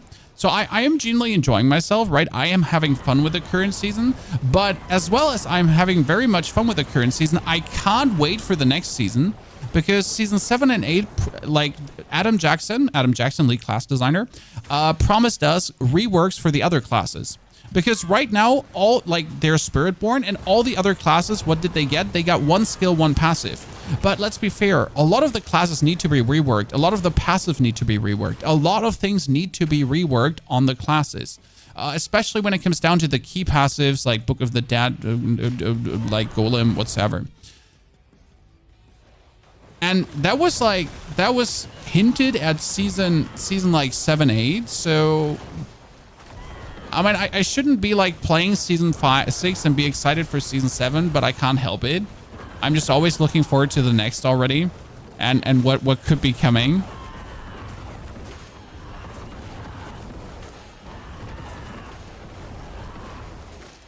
You know, always just pumped. But then again, I like shiny things and I'm easy to entertain, chat. But I guess this is a good character trait. You know, I'm very, very easy to please. That's why I'm happy with small changes. It's like, oh no, like my Necro's getting one single new skill. Yeah, I'm so happy, even though I don't even interact with the key passive at all. Hey, Chad, you know that Necro got a new key passive, right? Guess how often I've used it since testing it out the first time. You guessed right. Not a single time. But hey, we've at least been using the new ultimate, okay? So like some things are misses, some things are amazing. The new ultimate is obviously crazy good. So Soul Rift is like, yeah. But the actual key passive is like, yikes. So we were quite looking forward to maybe having like another pass to play the Necromancer. Turned out it's not.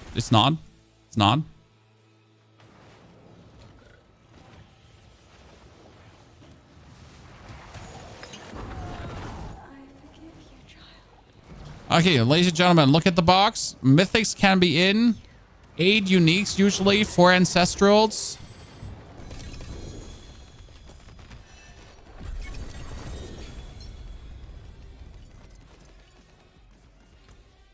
See, that's what just pooped out of that, okay? It was just, oh, that's a maximum life intelligence. Nah, don't need that. It's another Pain Gorgers with 200%.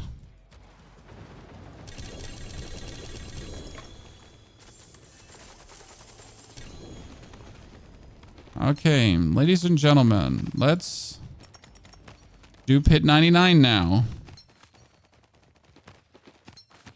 Okay, it's enough. It's enough. I'm fine. Thank you. Holy Christ. So let's do pit 99. I've been wondering if I use the Spirit Wolf rune and the minions do shadow damage aspect with the wolves, then do shadow damage. Yes, they do, but they don't count as minions, but they do.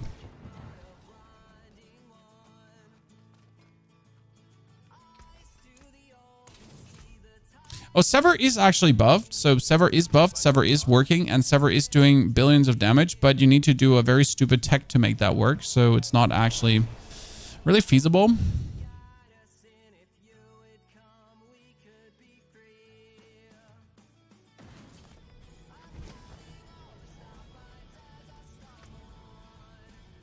How far can the budget build of the Spirit Surfer go? Actually, the budget build is misleading on this one because the budget build is not really worse than the actual build, Lucky.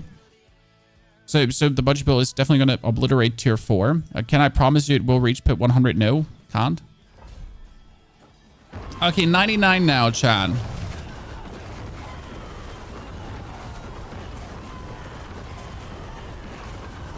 Kind of want to turn back damage numbers to actually see how much more damage we're doing now, because we're kind of like stuck at like I think a 4 billion max on the bone spirits.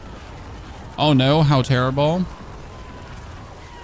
Imagine doing only 4 billion max like an animal.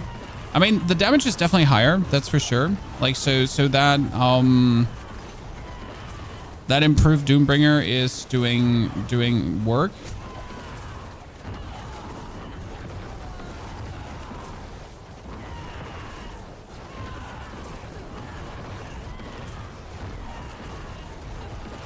I need to change one tempering to Bone Spirit explosions. Why? Because sometimes things get like when they're this close to each other, like the Bone Spirit is not doing damage to everyone enough, so you kind of want to improve that slightly. He has eyes and the other thingy. Like sometimes I decide to not kill certain elites because they're just too tedious to kill and not worth the effort, essentially. Especially these dudes, because they do this ground that makes me unable to cast. And well, I mean, I'm a Necro, I don't have unstoppable, so if I get stuck in that, I can't cast. So here like froze to and Waller and everything. It's just atrocious. It's also why Necro high level pit play doesn't feel good, because Necro high level pit play has just you get CC'd. You know, you're just standing there and you're trying to have fun, but it's like CC, CC, CC.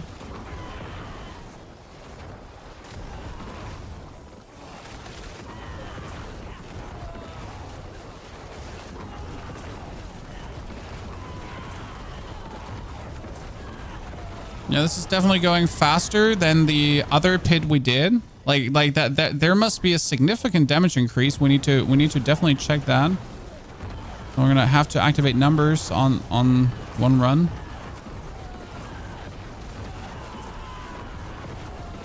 I'm genuinely surprised how much smoother this feels now. I didn't expect the Doombringer to make such a difference, but that double masterwork probably hit nice. I mean, we essentially have a 30% life increase.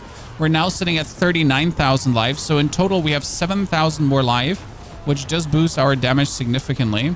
Also, it makes us even more undying. I hate you. There is somewhere the shield minion in there. Oh no, shield minion is dead. Good.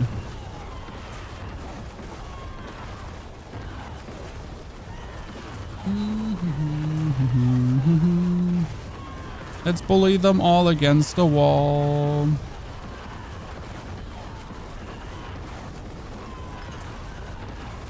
I was also thinking about changing one lucky hit chance to freeze, because we're essentially like, we have so much lucky hit and we're doing so much damage, but like we're essentially bullying the units around. So it was like a thought, what if we would change one lucky hit chance to freeze to essentially have them more stuck in place, you know, instead of like being so much bullied around. You've used Exploiter. You can use Exploiter, but I don't have good boots. So the thing is, we're currently using the Path of Trag'Oul boots. The Path of Trag'Oul boots are giving us 80 more essence. The 80 more essence that we're getting of the Path of Trag'Oul boots is actually 40% damage multiplier. So it is actually, from a mathematical standpoint, the Path of Trag'Oul boots, if I don't have perfect Masterwork boots for this build per se, are actually giving me more damage than the Exploiter's aspect.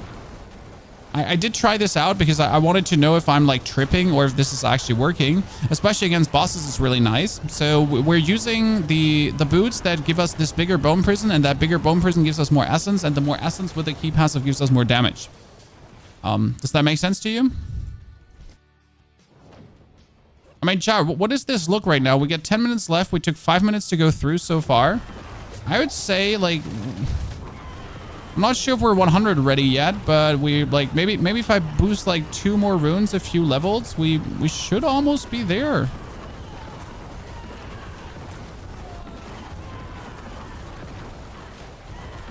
By the way, why am I dive bombing inside? Well, the reason why I'm dive bombing inside is because the ghosts are coming out of my chest. So if I'm standing inside everyone, that's where the ghosts are going, right? They're essentially like shotgunning out of me, out of my belly button, and just overwhelm our opponents. That's why I often like just stand inside of them, because that's where the ghosts are. They're right there.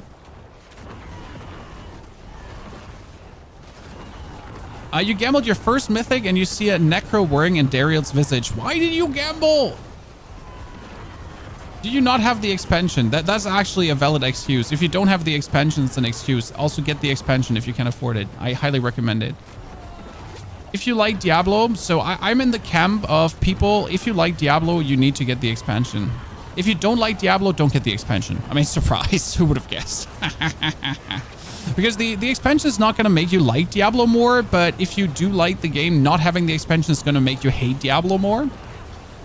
Right? You know, not having it is just going to feel terrible. Alone for the mythic crafting, right? I mean, like, imagine you just invested your 2 sparks to gamble and you get an Endariel's visage. RIP. Imagine that's what you just did.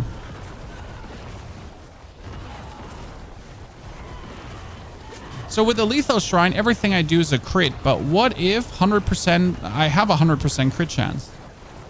Chat. What if... I do have a 100% crit chance?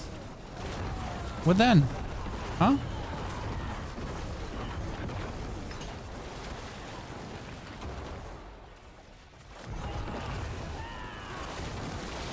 Because that's what we're having. We're just having a 100% crit chance. Actually, even more.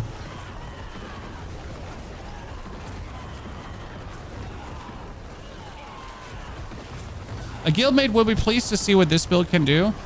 Like this build especially works in Torment 4 relatively early on. So you can, I think, like, you can transition into this build. Like, I wouldn't play this build for leveling. It's not a leveling build because you actually need the fast blood aspect. If you don't have the fast blood aspect, don't play this. And on top of the fast blood aspect, you do actually need to get the chest piece, right? But as soon as you have the fast blood and the chest piece, you can start playing this and it will already work good. Now, obviously, with every more piece, it will work even better. Surprise, who would have guessed? Okay, that 99 is just feeling like very smooth right now. I think 100 should be like, give me a few more glyph upgrades and we might be able to do the 100. So it's actually possible today, guys. I would have been so sad if we can't do it today. And I think if I'm able to clear 100, I'm like in the top necromancer ranks in the leaderboard. So the number one necromancer, by the way, again, chat, is 110. Yes. So the best necromancer in the world with the best equipment in the world, essentially, is only 10 higher. But also has like 2 GA items left, right, and center. So just again to give you a comparison.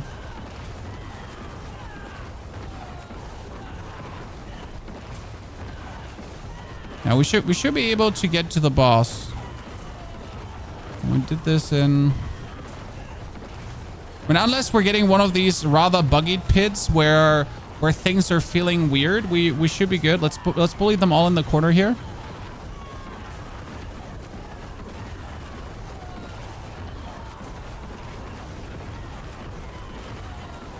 Okay, everyone is bullied in the corner. Wait, there's one more surviving. Okay, everyone is bullied in the corner. What we're doing is we're doing this intentionally like this, where all the blood orbs just spawn up in the corner.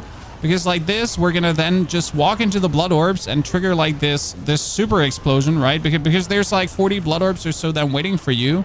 And then you just walk into them and suddenly everything just dies. Okay.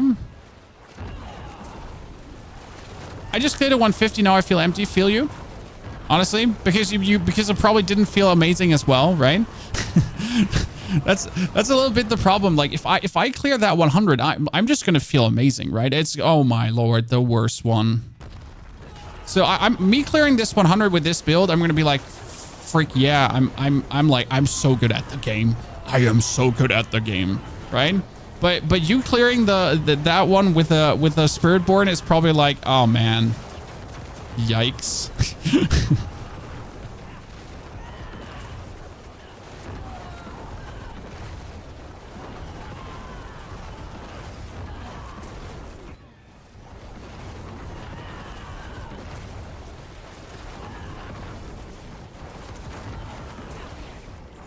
So right now in this fight, 233. So that's like 80 essence more. And that 80 essence more that we're producing here right now, that's just a bigger damage multiplier. Am I avoiding this boss? Now I'm just standing here and having him like duke on me. So like with 37,000 life, nothing can like do anything to me. I'm sorry. What does he want to do? Like kill me? Pfft, laughable.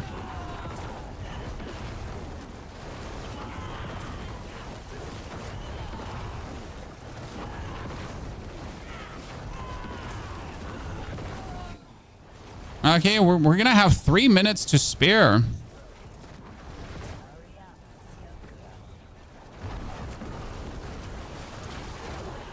Oh no, oh no, oh no, no, no, bad.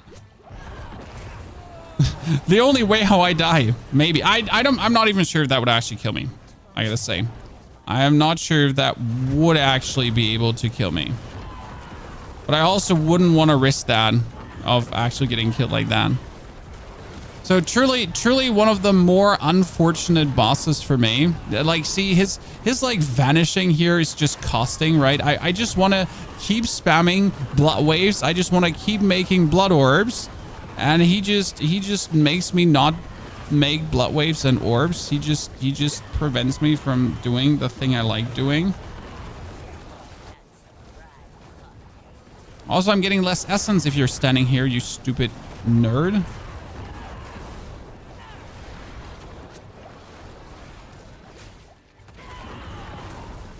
Did I just almost kill myself there? I think I did. Oh, maybe don't stand right next to that. Okay, 3 minutes left. That's like so close. I mean, if this was any other boss, it would have gone definitely vastly better. Okay, what 100 should be possible, right? 6 minutes, 150. I was like, that's it. Yep. Okay, ladies and gents. We can upgrade this to 100% now, but again, we should take the +2 rather than go in, right? Because with +1s, again, I can do a 94 to just upgrade the +1s now. Amplify.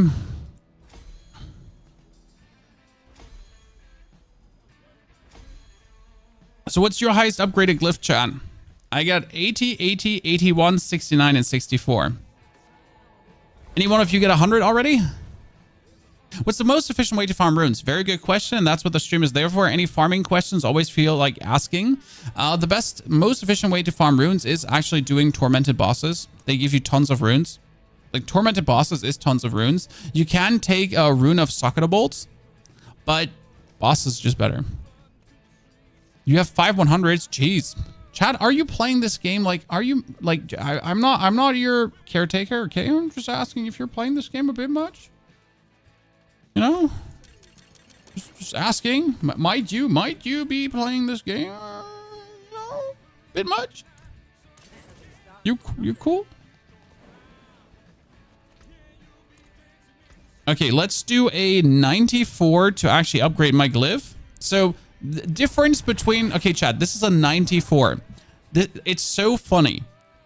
Like, just watch the difference between a 94 and a 99.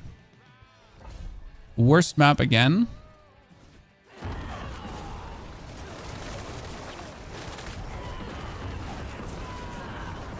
Surely there couldn't be such a big difference in these two difficulties, right?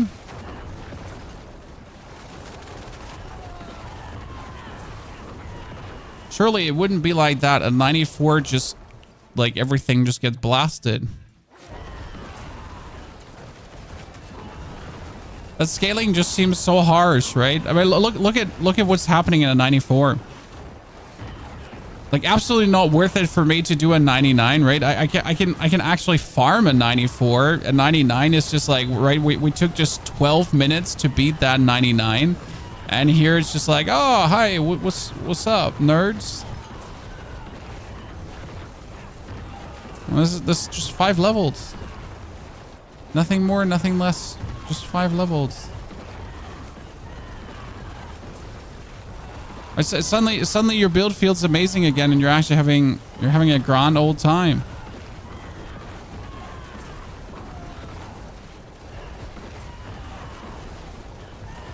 You don't have a level build. I have a, like, my minion build was my level build, sir. Also, again, like, I mean, level builds don't really exist anymore. Just go Helltide until you're level 60. I mean, let's be fair. Like, you can level with any build. Like, you can level in normal. You can level in yeah, right. So, but it's minions. I level with minions and Sever. There's also a video on that build, in case you haven't seen it. Yeah, that's a 94. How is this a 94? What's the level cap? It's the Paragon cap.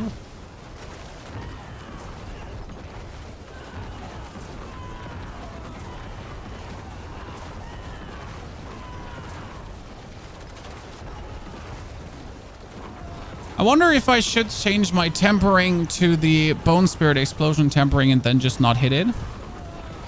So the problem is that my corpse tendrils don't actually work at some point anymore, because I am like, my blood wave is kickbacking so much that it doesn't work.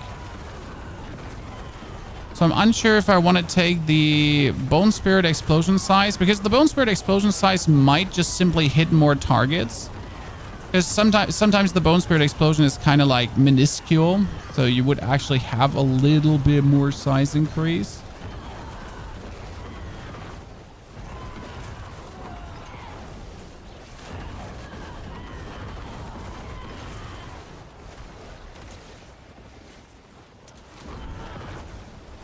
Best way to farm GA legendaries now. Bosses drop them. What? Bosses drop them. GA legendaries is from bosses. That's the best way to farm them. Also, obolts drop them too. Why are you saying bosses and obolts don't drop GA legendaries? Huh? Oh, you mean GA legendaries, not uniques. Sorry, Infernal hordes. But also obolts drop GA legendaries. What? I'm so confused right now. You had me, when you said bosses, you had me confused. Bosses drop GA uniques. Obolts drop GA legendaries. Tons of them, actually, too. And then you have bottering for GA legendaries as well. And they're not called GA legendaries. They're called ancestrals. So there's legendaries and ancestrals. Okay? Jesus. Sir, your terminology threw me completely off the charts. You have legendaries, 750 items. GA legendaries are called ancestral, 800 item power. Okay? And for legendaries, I mean, for guaranteed GA legendaries or ancestrals, you're doing Infernal hordes, because Infernal hordes always has them every single run. Congratulations. You can do the Undercity with the right tribute, which also works plenty well. Then you can do the Pit.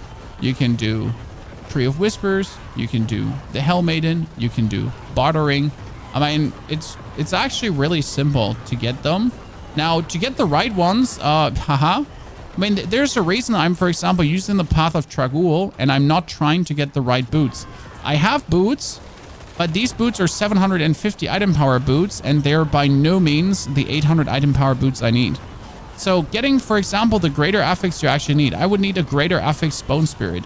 Yeah, that's going to be harsh to get that, because there's just not enough items dropping. I mean, in comparison to Season 5, where, like, if I wanted to have a greater affix Bone Spirit, I would probably drop it myself at some point, as the greater affix items were just dropping left, right, and center.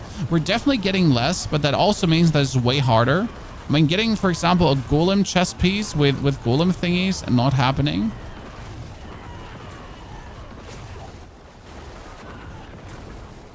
Okay, so that 94 just felt amazing, Chad, so far. I mean, we're 9 minutes in. We have the problem that, again, not enough minions.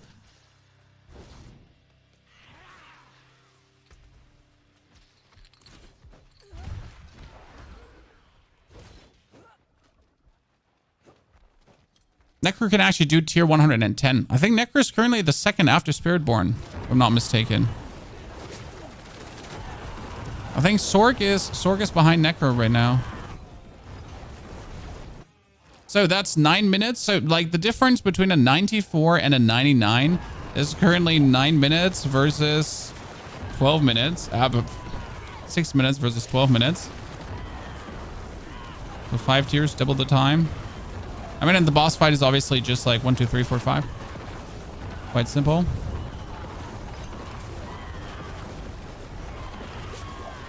And if I want to nuke him, I'm doing this. So just walking through all these.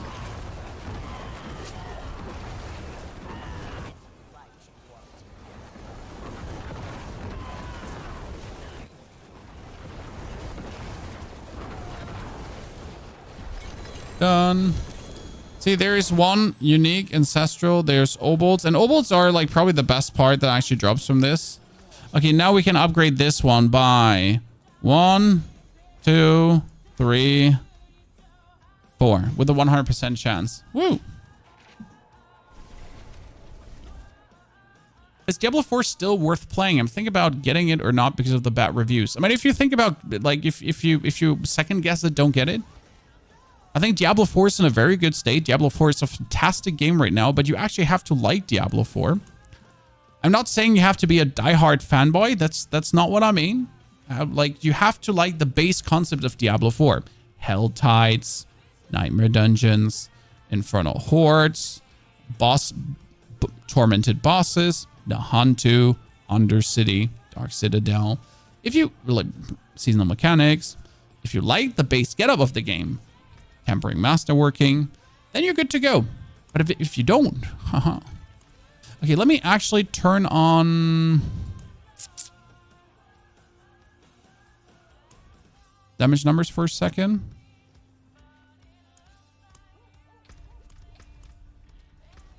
We're gonna do a tier.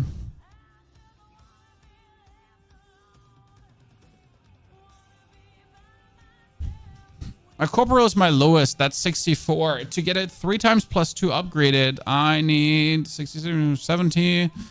I would have to do a 90 actually. Huh. Like I've got to do a 90 to, but wait, no, 70. Yeah, 90. I got to do a 90. The end game is what needs work. Remember, we still don't have, apart from the pit, actual end game, right? What I think would be cool, I would like to see Infernal Hordes Extreme. Because there's no reason for me why we don't have like an Infernal Hordes that I can corrupt somehow to do like a super Infernal Hordes. Something in that direction, right? Oh, I did an 8 billion, I think. I saw that. The problem is that everything below 10 billion, guys, is just shown as thousands of millions. Which is a bit bad for like trying to figure this out. So I was kind of like stuck at 4 billion before I got the new Doombringer and some upgrades here.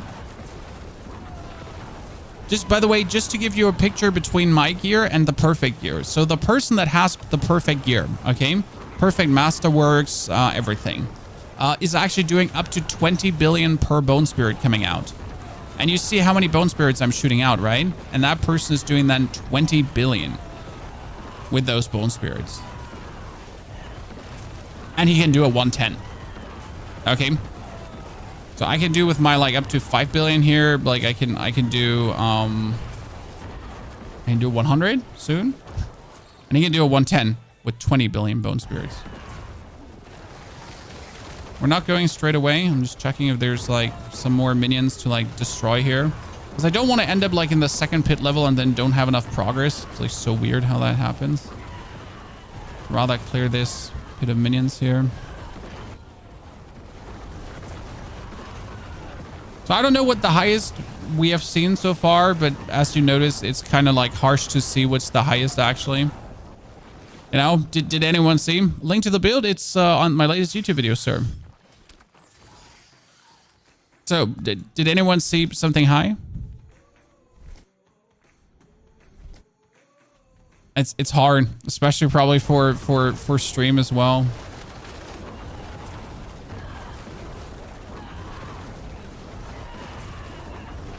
It's gonna be easier to see against the boss, but even there, it's not gonna be easy to see.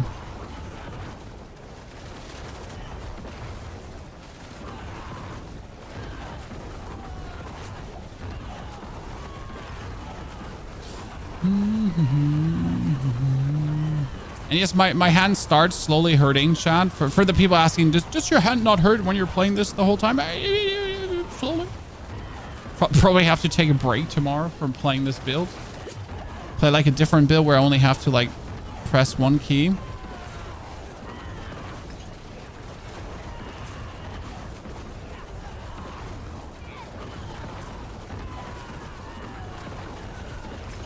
Need the Sharingan to see the numbers. I wish I didn't get the reference, but I'm a nerd, so I know what you're talking about.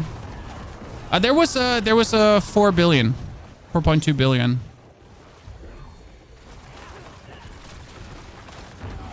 So it's gonna show as a 4, 1, 2, 3, 4, 5 billion then. That's how it shows. So we're gonna try the 100 soon, but I kind of felt like, you know, with 3 minutes spare, I kind of want to push my, I kind of just want to push my glyphs a bit higher to then really do it.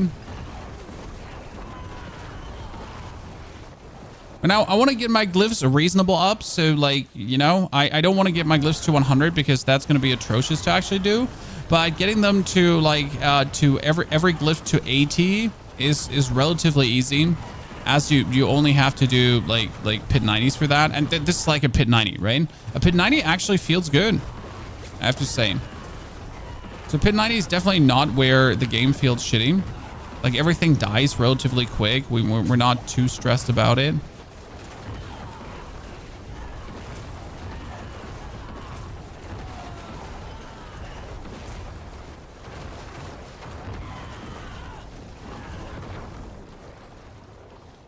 So we have enough minions here.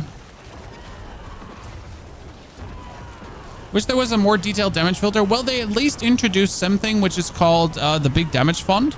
So what happens is that every now and then when you do an outlier hit, it would actually show that outlier hit in bigger.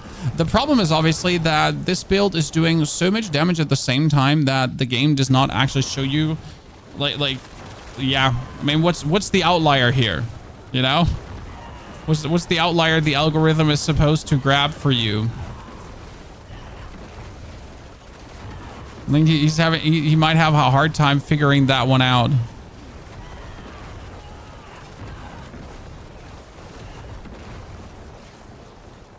The billions of damage should have a different color. I'm totally agree.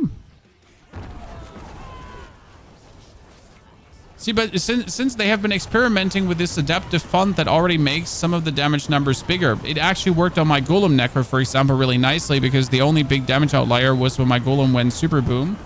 So that one was like so good to actually show off.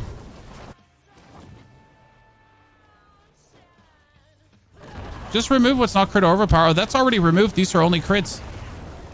Chat, it's only showing crits. 4.7 billion. 8 billion. There's an 8 billion. Okay, cool. 11.3 billion. We got it. Chat. I saw an 8 billion and 11.3 billion. Success, I would call it. Did not expect to actually go this high. Okay, nice. Like to see it. Okay, that is 2, 2, 2, and that's the last 2, and then it's only +1. Because now, in order to get this further, right, this is 61, 70, 71, 73, 75, so I need to do a 95 to actually get that higher. Yeah, that 11.3 billion actually stuck out, so it's good. It's wrong to take Soba as a higher Merc over Ariana. Well, so for me personally, I take Variana because she gives me the last attack speed I actually need to put everything higher. By the way, I'm not a 100% crit chance anymore. Oh my god. Oh my god. I need to reestablish a point. 100%. It was clutch. Okay.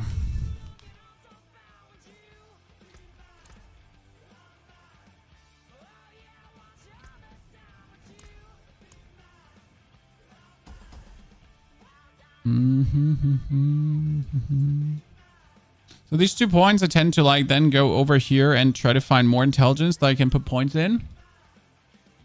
So every more point of int that this actually pulls out is essentially giving me more damage multipliers. So should we do another 95 before we do the 100 and then be happy, Chad? Gamba. Yes, we're gambling focuses because no, actually we're gambling rings again. I need to get ancestral rings for my aspects to get stronger. Actually a bit annoying. Bit unlucky. I mean, then again, good materials, I guess. Okay, let's do the 95 because 95 is relatively simple, and then we do the 100. Okay, chat? Whew.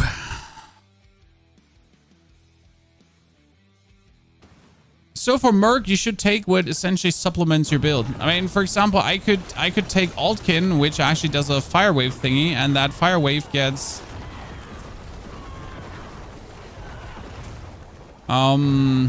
reset whenever I ultimate, which is actually kind of funny because I ultimate the whole time. So I would constantly have those fire waves happening. Yeah, so I did not expect that we would actually end up in the billions, Chad. Not with this level of equipment, which has me actually kind of happy. That's a big damn. Now I kind of want to push every glyph to 100 to actually see if I can go further than 100.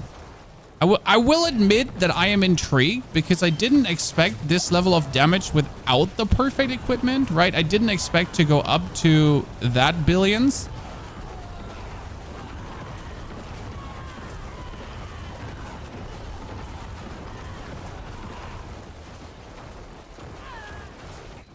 You know, without having all the perfect masterworks. Again, I am not interested in actually getting all the perfect masterworks because that's just But sometimes you want to know how far can I get with my shoddy approach, you know?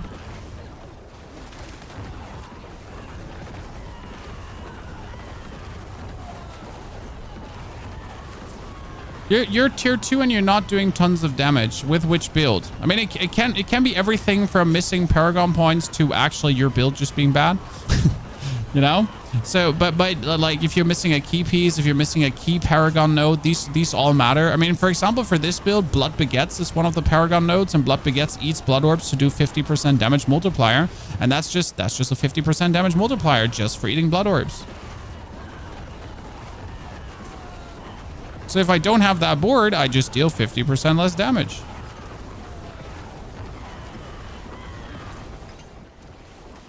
Done. Yeah, most of the damage is on Paragons. That's why I always recommend when you're leveling up, the first points you put is always in the legendary nodes. I mean, for this build, I am currently getting 40% from Frailty, 50% from Flash Eater, 50% from Blood Begets. I am getting another, what was it, 18% or so? Actually, it's more because of the Essence or so. It's like 30% for my Bone Graft. So that's like tons of damage. By the way, this is the perfect map for this build. So if I would get this as my tier 100, I would be so happy. Like, it's just one straight corridor that the minions are forced to essentially go with me, right? So it's one straight corridor that we're pushing down. This is just like that's perfection for this build. Doesn't actually get better. Tell you that much.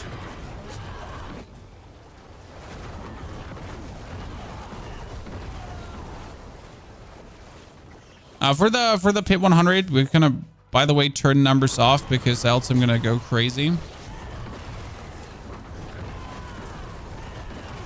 Yeah, but I see more big numbers more frequently. It makes me happy. More big numbers. Dopamine simulator.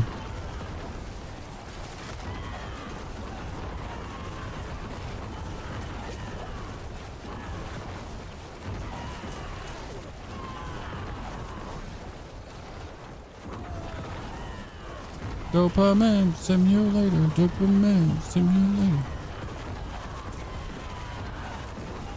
Main tips so far have been do bosses. I know it sounds trivial, but if you do bosses, that's where you get most of the materials from right now.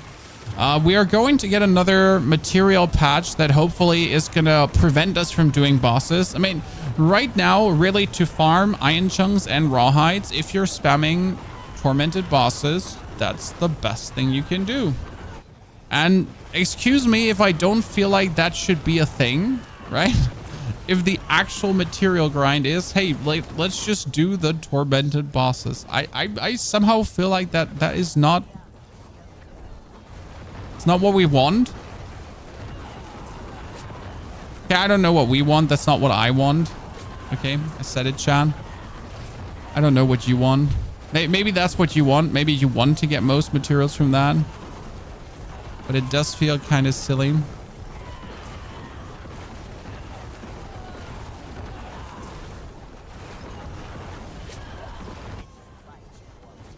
Opticide from bosses? No, not Opticide. We're talking about rawhide and iron chunks. Opticide from bosses would be silly.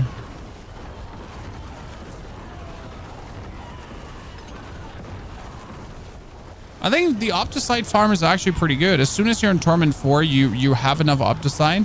I think if someone is saying he's not getting enough Opticide, he's probably not in Torment 4 yet and trying to 12 times Masterwork your gear.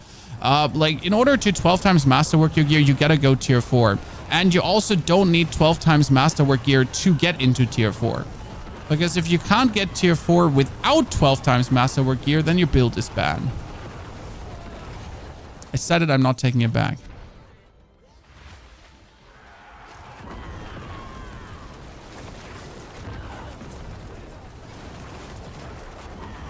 Okay, child, let's see how high we can go.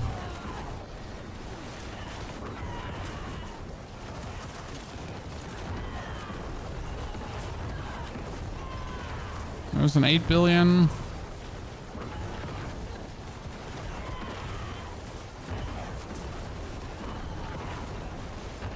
Another 8.5 billion.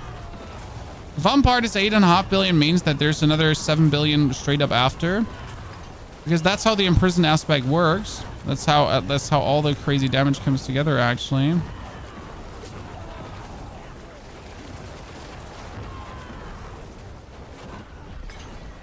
Done.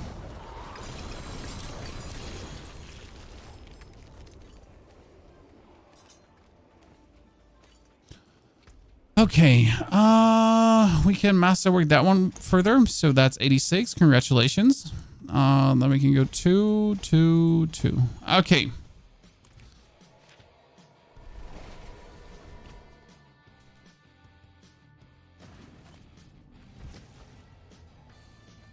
Okay.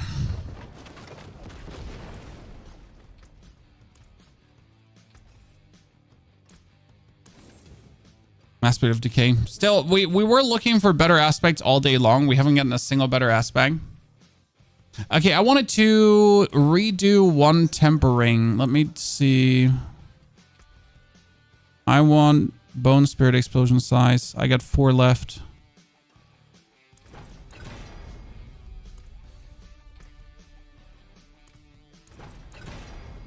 Yes. Okay. It's going to be interesting because it's like slightly bigger explosion is useful. Okay, ladies and gentlemen, we're ready for that Pit 100. I'm getting an incense. Getting an incense. Okay, what are we making? What are we making? 500 life. I think 500 life. Well, yeah, 500 life is actually the best for me. Okay, so with the 500 life incense, we're, yeah, that's it. Ta-da!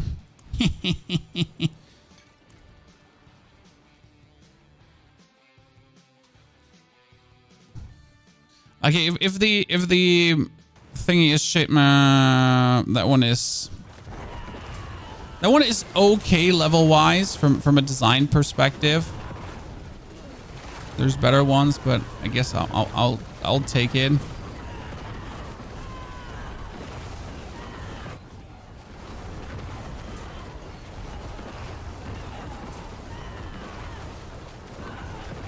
Oh, I forget to turn off the numbers, huh?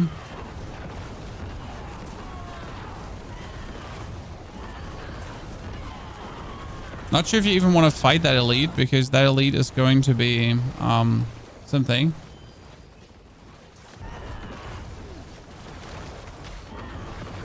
This one is like okay because it's like half corridor, half open ground.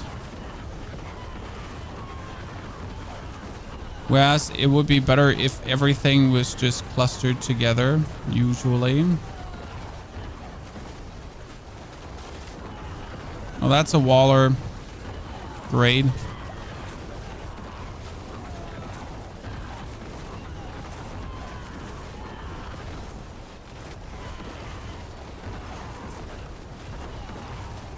I'm genuinely surprised how much damage is actually coming out of there. I was expecting these elites to be more tedious, but he actually died really good.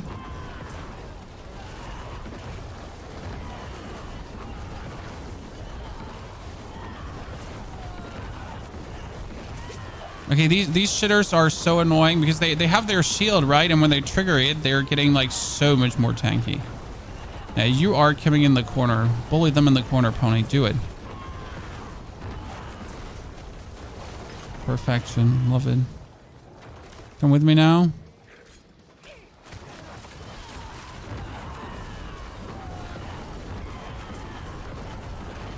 I mean, I just checked what my main aspect would cost, Chad.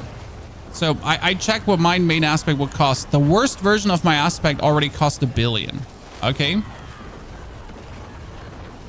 I think the cheapest I found for the worst version of my aspect was like 500 million or so. So yeah. Don't even want to know what a max roll would actually cost.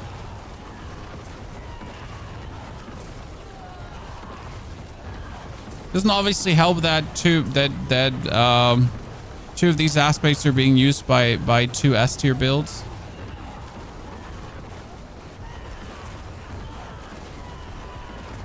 What do we think, Chad? Can we do 100? Like from rough estimate already right now?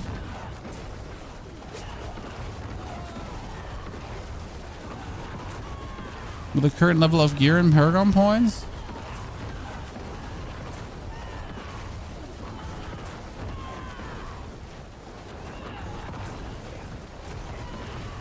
But ask me what you need. I would need an imprisoned spirit.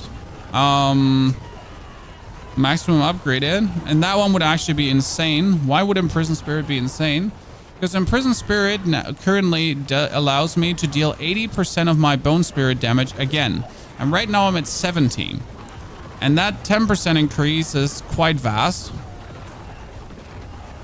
As we're getting in the territory of like, you know, 11 billion damage. So if I do 70% of 11 billion again, or 80% of 11 billion again, that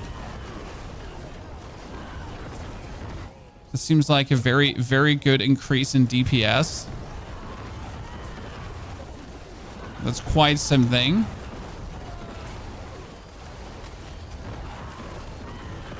Honestly, I don't even know if I have my bone prison up or not right now. Which is important because my bone prison is double damage. So if I wouldn't have it up right now.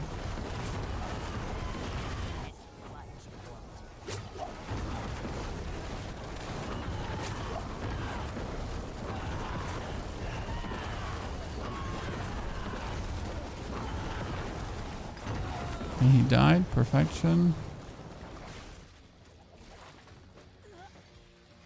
Let's hope the corridor is a bit better. The next one. Does the build work well with Doombringer without Doombringer? Yes, Doombringer is actually not mandatory for the build.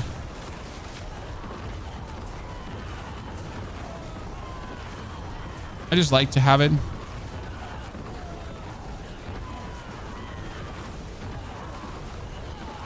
I talked about that in the video. So in the video, there's good alternatives listed to the things that you might not have, as these alternatives are actually real alternatives and they're not just like, oh, you know what, worst case scenario you could be using this. Now they're actually good. They're good things to use. Okay, that teleporter, I just want him dead, where he keeps like teleporting and just being a nuisance. Dude, we're just like, this is by the way, this is my favorite map here right now.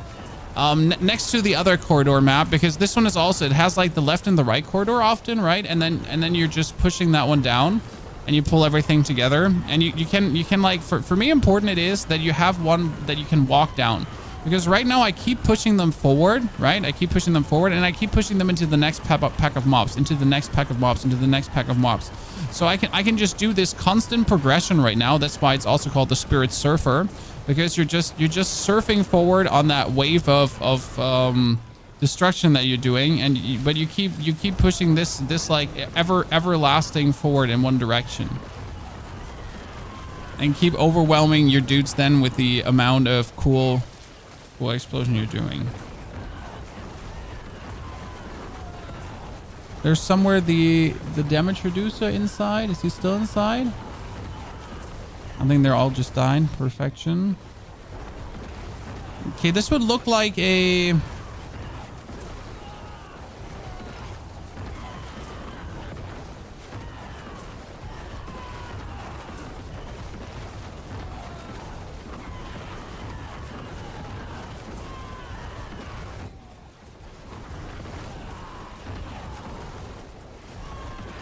Couldn't even gauge how long we would probably take still to the boss.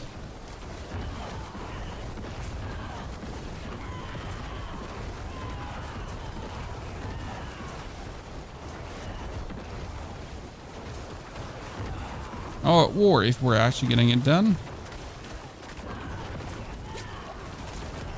I hope that big snake just keeps following me right now. Yeah, thank you very much. Because like these snakes are persistent, which is a good thingy, because you kind of want these snakes to be persistent. If it keeps like following me around, then we're good. I mean, we have all the intentions to keep bullying. Oh, he just died. Oops. Okay, so if you keep following us around, sorry, I didn't mean to squeeze so hard. It's like when you made a new end friend outside and you were playing with your new end friend, and then you're like, oops, I just wanted to pick you up to show you to my mom. Well, time to find another end.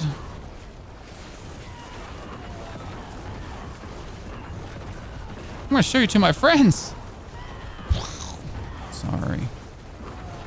Oh, this is good. This is good. Yeah, that's a bunch of normal elites. I'm going to bully them in the corner. So there is like one rule you have to follow with this build. There needs to be like a certain distance between the wall and you and the blood wave, because otherwise the blood wave is not spawning enough orbs. And you obviously... Oh, there he is, chat. He's still with us. The other guy. I thought he left us too, but now we're Gucci. I'd say another 3 minutes to boss, probably.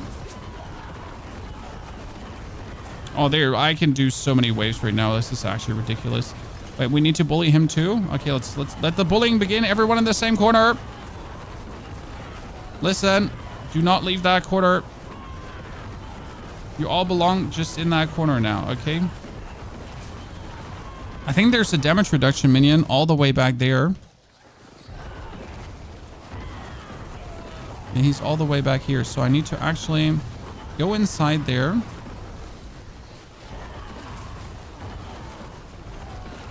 And just do my waves from inside here right now. I mean, the good thing is I can't die again. Like that's how the build works. I cannot die. I can just walk into all of these and there's absolutely nothing they can do to kill me. As it should be.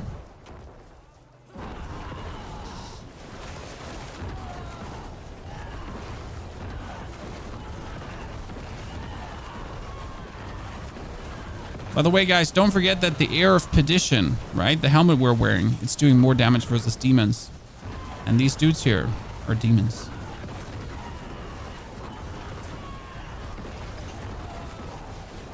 More additive damage, we're taking it.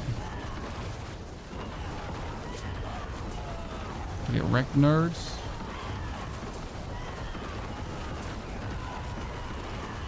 Yeah, I hope that pack is gonna be it, but I doubt it, and we're gonna have to backtrack. Oh no. Please don't make me backtrack somewhere. But I fear we're gonna have to do that, Chad.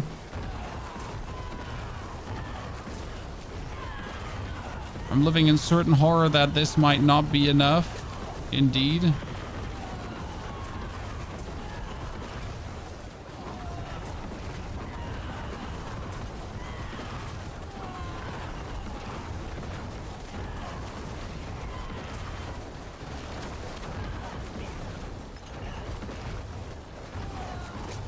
Especially because I really don't want to kill this this teleportation snake, as the teleportation snakes are probably single-handedly the worst thing to actually deal with, as they tend to... Oh no, this is bad. I might just not have enough minions, unless this is just gonna fast track catapult it. Yeah, okay, good, lucky me. Oh no, yes, her. I thought it's the wolf.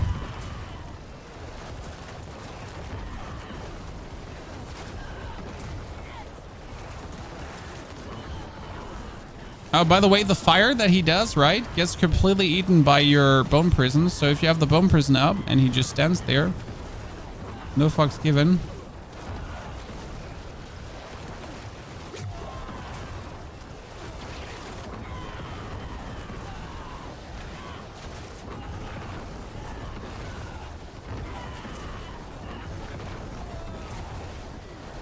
On the third stagger, we need to once in a while actually run through the pit of doom.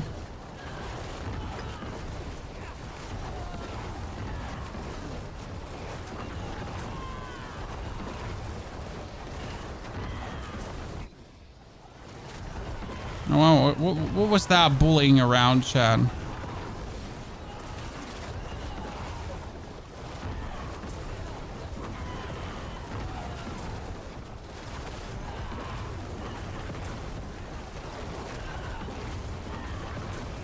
Yeah, I think we have this.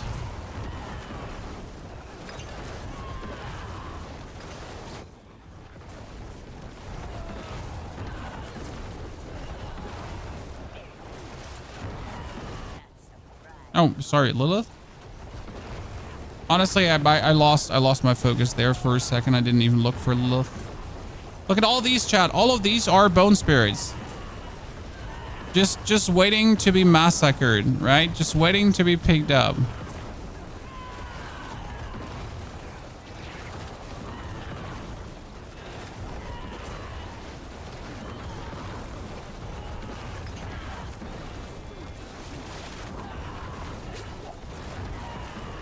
1, 2, 3, 4, 5. Oh. I'm not sure if I would survive it. If she lands on me in the middle, I think I would probably survive it.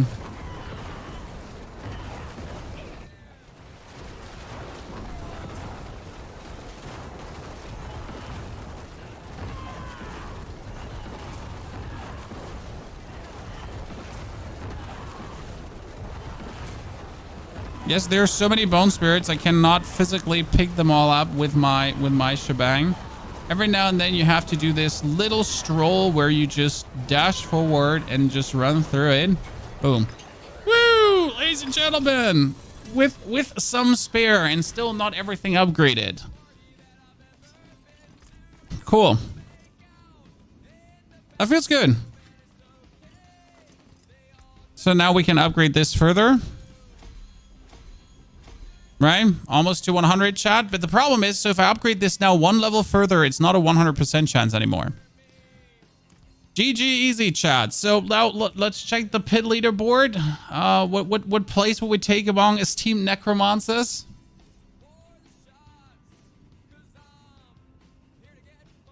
What place will we take among esteemed necromancers? So that is necromancer.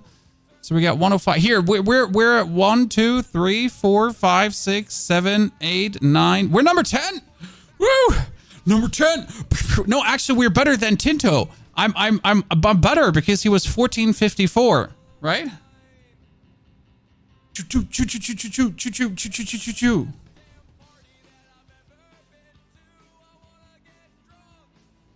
So, and now though, to give you a feeling, okay, so this is Rani, okay? Rani is playing also a version of this build. But now again, like, so I did this, my Air of Perdition, not core skill, lucky hit chance. I don't need lucky hit chance, okay, Chad? I don't need lucky hit chance. Okay, I have a lucky hit chance greater affix on my helmet. So I have maximum life here. We got 2 in core skills instead of 3 and no greater affix. This one is good. That one is actually bad, but it's what works. We get this one is great. So that's probably my proudest item right now. This one is also actually fantastic. Then we get this one, which does a decent job. We get again a lucky hit chance Ring of Starless Skies. What? And then Fast Blood with 5 Evosion is actually good. So this one is also like 2. We have 2. I'd say this is actually S tier, and this is also S tier, but there's a better version of this, so still S tier. So 2 S tier items. The rest is like okay. And then this is the 110. Okay, Chad. So crit chance, core skills, greater affix. Bone Spirit, greater affix, and max life. Bone Spirit 8, guys. 8 times Bone Spirit. 7 ranks to core skills. Okay, cool. I like, fine. Intelligence max, so cool. 2 greater affixes 2. Then he has 8 ranks to Bone Spirit. So I'm missing 3 ranks there. Difference, right? Dude has a normal 1, so he's actually not playing as we're doing here. And he has the triple masterwork to chance for Bone Spirits, but my thing is equivalent to his, so that's good. He has an attack speed and core skill Ring of Starless Skies. He has a maximum life and attack speed Fast Blood Ring. And then we get also the Evotion Imperfectly Balanced. This amulet here that he has. This amulet, chat, this amulet the man has. It's just that's like this is like a 50 billion amulet. Wait, but see, so that's the difference in these 10 levels now. So if I if I wanted to get there, the leaderboard is just what is it called? It is helltides.com/pit. So it's helltides.com, the Helltides website. That's very useful. And then it has a unofficial pit leaderboard where everyone can send in their stuff. There is the Spiritborns in there, right? I mean, like, you got the Spiritborns currently with all the 150 clears. You got Druids with... Wait, I can't select Druid because... Yeah? Okay, it's not letting me select anything anymore. Reload that. We got Barbarians with 114, actually. Yeah. That's a Mighty Throw Barb. That's kind of cool. Sork is at 106. Oh, that's actually kind of sad. Then we got Rogue with 108. Wow, look at the difference. 108 in the next one, that's actually 99. Then what do we have with Druid? Druid was 104. And it's actually Companion Druid. Interesting. I mean, probably not Companion Druid. Could be Storm Druid. And then again, Necromancer was like, we could see, this is why I'm like, I mean, I might be able to get, if I upgrade my glyphs higher, because again, so this is also now a Paragon board. So he has a 100, 100, 100, 100, and a 70. So, you know, I mean, maybe I could, chat, could I get one higher? I'm definitely going to send it in because I just want to see, right, chat? We made it. So what I'm going to do is I'm going to send this in to the guys to get my position in the leaderboard and just submit a run. But again, so like it's just getting higher now is grinding more Paragon points so I can get more damage with more Paragon points. Because a matter of fact, what we're missing right now. So what are we missing? I'm putting it in quotation marks. So this is my, where's my eliminator? Ah, that's my eliminator. Okay. I have 101 intelligence in the radius. So I could take another intelligence. That's even more damage, right? And I can push the glyph higher because if I get the glyph higher and all intelligence go higher, that's more damage. So we get another 10 intelligence missing, which is another 18 intelligence missing, which is getting multiplied up. That's actually another 18. That's 27 intelligence missing. So that's good. Actually, 26. Sorry. And then it gets doubled. So that would be more damage, slightly. And the rest, actually, that's getting added is more like additive bonuses than anything else. But still. Yeah. It definitely, we could probably get a wee bit higher. I mean, now that we know that 100 is possible, I'm kind of like, I'm intrigued to actually see a 101. But we're probably not going to do that tomorrow as, like, you know, this grind today was kind of crazy. I would also say with this 100 Fallen chat, we're going to end the stream here. If you want to know more on the crafting tips, definitely come back to the VOD. Thank you for coming, watching, lurking, chatting. Hope you have a fantastic good day. I am going to be back tomorrow. Again, the build is uploaded on YouTube. If you want to see the build, if you want to play the build, it has a budget version and all that kind of stuff going on. Therefore, have a great good day, night, evening, and I'll see you tomorrow again. Goodbye.